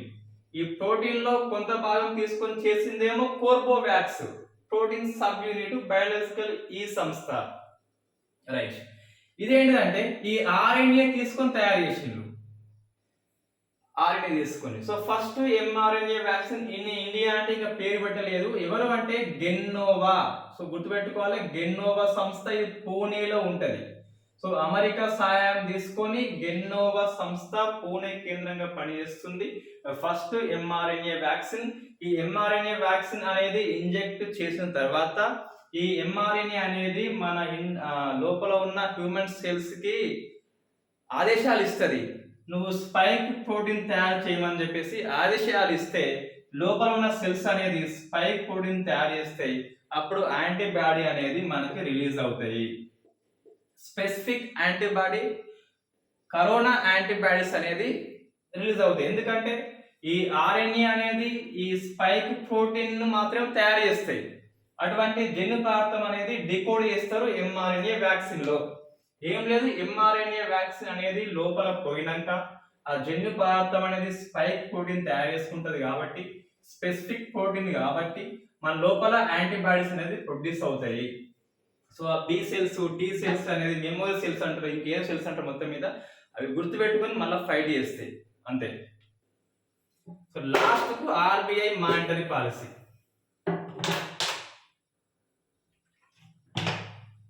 ఎకనామీది. సో ఈ ప్రశ్న వస్తుందండి, చాలా సార్లు ప్రశ్న వస్తుంది. సో RBI మానిటరీ పాలసీని ఎవరు రూపొందిస్తారంటే, సో మానిటరీ పాలసీ కమిటీ ఉంటది, 6 మెంబర్స్ ఉంటారు. ముగ్గురేమో RBI నుంచి, ముగ్గురేమో గవర్నమెంట్ నుంచి ఉంటారు. వాళ్ళు కలిసి డెమోక్రసీ మేనర్ లో నిర్ణయం తీసుకుంటారు. సో ఇది బై మంత్లీ అంటే 2 నెలలకు ఒకసారి దీన్ని నిర్ణయం చేస్తారు. సో ఇటీవల నిర్ణయం చేసింది 5-1 తీర్పుతో, అంటే 5గురు ఆమోదించారు, ఒక్కరు ఒప్పుకోలేదు. సో అలా దీన్ని చేసిండ్రు. సో ఈ RBI ఏం చేస్తుందంటే, RBI లక్ష్యం ఏంటి, ద్రవ్య విధానం అంటారు. పెద్ద ఇక్కడ ఎకనామీ చెప్పేది ఏం లేదు, కానీ ద్రవ్యోల్బణాన్ని, ఇన్ఫ్లేషన్ ని కంట్రోల్ చేస్తుంది. ఎంతసేపు 2 to 5 ఉండేలా చూస్తుంది. RBI యొక్క ద్రవ్య విధానం యొక్క మెయిన్ లక్షణము ద్రవ్యోల్బణాన్ని నియంత్రణలో పెడుతుంది, ధరల పెరుగుదలను అరికడుతుంది, స్థిరత్వం తీసుకొస్తుంది, కాన్స్టెంట్ ఉండేట్టు చేస్తుంది. నెక్స్ట్ ఏంటంటే ఇంకా కొన్ని లక్ష్యాలు ఉంటాయి. అవి ఈ GDP అని చెప్పేసి, నిరుద్యోగం అని చెప్పేసి అవన్నీ ఉంటాయి. ఇక్కడ జనరల్ గా మనకి RBI అనగానే ద్రవ్యోల్బణం గుర్తుకొస్తుంది. సో దానిలో భాగంగా కొన్ని రేట్స్ ని నిర్ణయిస్తుంది. సో ఒకటి repo rate, so 2 reverse repo rate,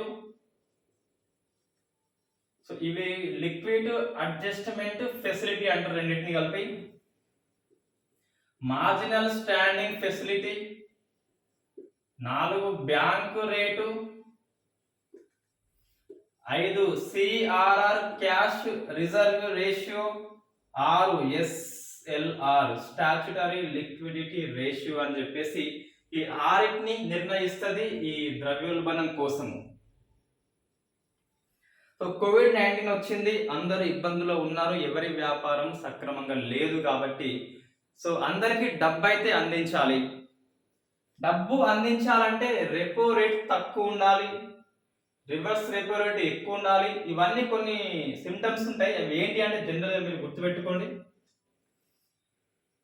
first ఇది రెపో అనేది 4% ఉన్నది, రివర్స్ రెపో 3.35 ఉన్నది, ఎంఎస్ఎఫ్ 4.25 ఉన్నది, బ్యాంక్ రేట్ 4.25 ఉన్నది, సిఆర్ఆర్ 4 ఉన్నది, ఎస్ఎల్ఆర్ 18 ఉన్నది. ఈ ఆర్బిఐ ద్రవ్య విధానము ఎప్పటిది ఫిబ్రవరి, మళ్ళీ ఏప్రిల్లో చేస్తారు, జనరల్గా ఇదే ఉంచుతారు. ఇది 10th టైం అండి. స్టేటస్ కో ఫాలో అయింది. సో స్టేటస్ కో అంటే యథాతథ స్థితి, ఎలా ఉందో అలాగే ఉంచింది 10th టైం. 20 మాసాల పాటు ఈ రేట్లలో మార్పు చేయలేదు. దీన్ని ఏమంటామంటే ఈ ఆర్బీఐ యొక్క స్టాండ్ ని గుర్తుపెట్టుకోవాలి. ఇది అకామోడేటివ్. సో అకామోడేటివ్ అంటే పాజిటివ్ వైఖరి. ఒకటే వినండి చెప్పేది, వ్యాపారం చేయాలంటే డబ్బులు ఉండాలి, డబ్బులు ఉండాలంటే బ్యాంకులు అప్పు ఇవ్వాలి, అప్పులు ఇవ్వాలంటే ఈ రెపో రేట్ తక్కువ ఉండాలి, ఎంఎస్ఎఫ్ తక్కువ ఉండాలి, బ్యాంక్ రేట్ తక్కువ ఉండాలి, సిఆర్ఆర్ తక్కువ ఉండాలి, ఎస్ఎల్ఆర్ తక్కువ ఉండాలి. సో ఇప్పుడు ఏంటిది అంటే గవర్నమెంట్ ఫిజికల్ పాలసీ అంటాం, కోశ విధానం అంటాము. అది జీడిపికి గ్రోత్ కు హెల్ప్ చేసేలా ఉన్నది. అంటే ఈ పనిచేసే వాళ్ళకి రుణాలు తొందరగా ఇస్తుంది. సో ఆర్బీఐ కూడా ద్రవ్య విధానం అట్లా ఉండాలని చెప్పేసి ఈ repo rates, MSF, bank rate దేని కూడా పెంచలేదు. 10th టైం అట్లనే ఉంచింది. అది మీరు మైండ్ లో పెట్టుకోండి. రైట్, ఫస్ట్ ఇది ఆర్బీఐ అనుకోండి, జనరల్ గా ఆర్బీఐ, ఇది ఎస్బీఐ అనుకోండి, ఇది నేను అనుకోండి. రైట్, రెపో అంటే ఏంటంటే సో ఆర్బీఐ ఎస్బీఐకి ఫస్ట్ ఇక్కడ ఎంఎస్ఎఫ్ ఇవ్వండి. ఎంఎస్ఎఫ్ అంటే 4th నైట్ అప్పు, అంటే రాత్రికి రాత్రి అప్పిస్తుంది అర్జెంట్ కావాల్సిన వచ్చినప్పుడు. సో ఎంఎస్ఎఫ్ ఒక రోజుకి అప్పిస్తుంది ఆర్బీఐ ఎస్బీఐకి. రెపో రేట్ అంటే ఆర్బీఐ అనేది ఎస్బీఐకి 2 నుంచి 14 days కి అప్పిస్తుంది. నెక్స్ట్ బ్యాంక్ రేట్ అంటే ఇట్లా గుర్తుపెట్టుకుని మంచి ఈజీ గుర్తుంటది. 14 days కంటే ఎక్కువ కాలం ఉన్నప్పుడు బ్యాంక్ రేట్ కింద అప్పిస్తుంది. సో ఎస్బీఐ నాకు అప్పియాలంటే డబ్బులు ఉండాలి, డబ్బులు లేవనుకోండి ఆర్బీఐ దగ్గర అప్పు చేస్తుంది ఎస్బీఐ. అవి 3 రకాలు వడ్డీ రేట్లు ఉంటాయి. మార్జినల్ స్టాండింగ్ ఫెసిలిటీ అంటే రాత్రికి రాత్రి అప్పిస్తుంది, only for 1 day. Liquidity adjustment అంటారు. రెపో కింద అప్పిస్తుంది 2 to 14 days కి. సో ఈ వడ్డీ రేట్ ఎంత తక్కువ ఉంటే ఎస్బీఐ నాకు కూడా అంత తక్కువకే ఇస్తుంది పర్సనల్ లోను. సో ఇవన్నీ తక్కువ ఉన్నాయండి, నాకు తక్కువకి ఇచ్చింది. అప్పుడు ఏమైతే డబ్బులు నేను ఎక్కువ లోన్ తీసుకుంటా. సో తక్కువ ఇంట్రెస్ట్ ఉన్నప్పుడు లోన్ ఎక్కువ తీసుకుంటా, డబ్బు ఎక్కువ బయటకు వచ్చింది, నేను కంపెనీ పెట్టిన, జాబ్స్ ఇస్తా, వాళ్ళ సాలరీ వస్తుంది, మనీ ఉంటుంది, వస్తువులు కొంటారు, డిమాండ్ వస్తుంది వస్తువులకి. సో డిమాండ్ వస్తే ప్రొడక్ట్ ఇంకా పెంచుకుంటారు. సో అట్లా డెవలప్మెంట్ అనేది జీడిపి అనేది పెరుగుతుంది. సో కాబట్టి గవర్నమెంట్ కి అనుకూలంగా ఉండేందుకు అకోమోడేటివ్ పాజిటివ్ వైఖరి ఆర్బీఐ తీసుకున్నది. స్టేటస్ కో అనేది ఫాలో అయింది 10th టైం. సో వీటిని మార్చలేదు. ఓకే, ఇప్పుడు ఏమైపోయింది, ఎంఎస్ఎఫ్ అయిపోయింది, రెపో అయిపోయింది, బ్యాంక్ రేట్ అయిపోయింది. అంతా ఈజీ, మనం కన్ఫ్యూజ్ అవుతా ఉంటాం జనరల్ గా, అంటే అర్థం కాక.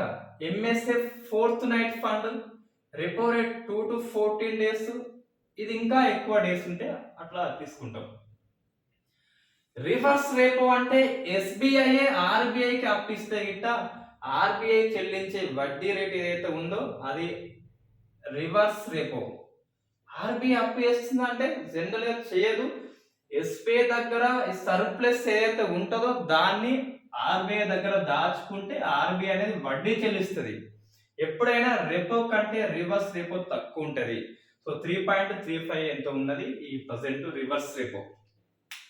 రెపో అంటేనేమో ఆర్బీఐ బ్యాంకు అప్పించినప్పుడు వడ్డీ ఎస్బీఐ చెల్లించేది. రివర్స్ రెపో అంటే ఎస్బీఐ ఆర్బీఐకి అప్పించినప్పుడు, ఇన్ అదర్ వర్డ్స్ ఎస్బీఐ యొక్క జనరల్ ఫండ్స్ అనేది సర్ప్లస్ లో ఉన్నప్పుడు ఈ ఎస్బీఐ డబ్బును ఇక్కడ దాచుకుంటే ఆర్బీఐ చెల్లిస్తుంది. అది రివర్స్ రెపో రేటు. సో ఈ అన్నిట్లలో ఓన్లీ రివర్స్ రెపో మాత్రమే ఆర్బీఐ చెల్లించే వడ్డీ రేటు, మిగతా అంతే కూడా ఎస్బీఐ చెల్లిస్తుంది. సో మనకి ఇది కూడా అయిపోయింది, ఇది అయిపోయింది, ఇది అయిపోయింది, ఇది అయిపోయింది. CRR cash reserve ratio, SLR statutory liquidity ratio. ఇవి ఏంటి అంటే జనరల్ గా ఇప్పుడు ఎస్బీఐకి డబ్బు ఎట్లా వస్తుంది అయితే, ఒకటి ఎవరన్నా ఎఫ్డి చేయాలి, లేదా తీసుకున్న లోన్ అనేది తిరిగి చెల్లించాలి. ఎస్బీఐ నాకు అప్పించింది, నేను ఎగ్గొట్టిన, ఎటో పోయినా బ్రిటన్ వెళ్ళిపోయినా, ఆ రోజు ఎఫ్డీలు అంటే డిపాజిట్లు సేవింగ్ డిపాజిట్లు ఏమీ రాలేదు, డబ్బులు లేవు ఎస్బీఐ దగ్గర. సో ఇటువంటి పరిస్థితిని నివారించేందుకు జనరల్ గా ఎస్బీఐ తన దగ్గర ఉన్న మొత్తం ఆస్తుల్లో 4% అనేది ఆర్బీఐ దగ్గర ఉంచాలి. ఆర్బీఐ వడ్డీ అనేది చెల్లించదు. కేవలం ఎమర్జెన్సీ పర్పస్ లో 4% నిధులు అనేటివి కరెన్సీ రూపంలో ఈ ఎస్బీఐ అనే బ్యాంకు ఆర్బీఐ దగ్గర ఉంచాలి. ఎందుకు అంటే ఈ అత్యవసరం యొక్క దాన్ని రాకుండా ఉండేందుకు.